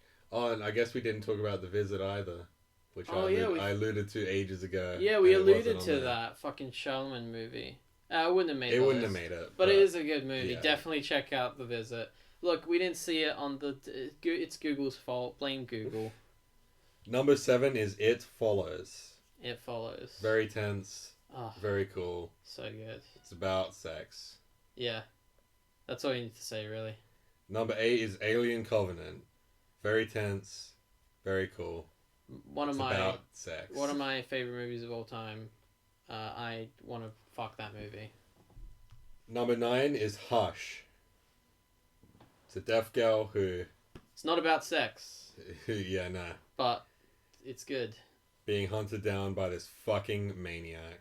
And I just want to say, why the fuck isn't this movie on Blu-ray? Yeah. Why does this movie not exist on Blu-ray? Like, it deserves a Blu-ray release. Every other one of that dude's movies are on Blu-ray. He was talking about, like, Dr. Sleep and stuff. Like, oh, like, people asked him questions about the Blu-ray because the extended cut was on the Blu-ray disc, but the theatrical cut was on the 4K disc. And it's like, what the fuck, dude? Why don't you just put the extended cut on the 4K disc? And he's like, oh, sorry about that, blah, blah, blah. Dude, where the fuck is the Blu-ray for your, like, one of your best movies ever? Where's Hush? Whatever. I'm mad. And number 10 is Get Out. Get the fuck out. Realized we probably should have started at 10 and went up to 1, so it would be like a big... Yeah, instead it's just a slight decline. Yeah, it's like... And number 10 is our least favorite of these 10. Like, they're all great movies, but it's still a slight decline. Yeah. Yeah. Get Out's really good. A great 10 movies. Film isn't dead. Horror films, you know, there's a lot of bad ones, but there are plenty of good ones that we had to weed through just there. I'm pretty happy with that list. And now it's time to feed the cats, to feed ourselves. Yeah, the cats are meowing. Because we're hungry, and the cats are hungry, and my dog's hungry. And I'm hungry. And I hungry for more horror films, boy! Ridley Scott, finish up that fucking Alien trilogy, you know what I'm saying? Where the fuck is the Alien Covenant sequel? Give me that, son. Give me it! That didn't stop the recording. Oops. Stop!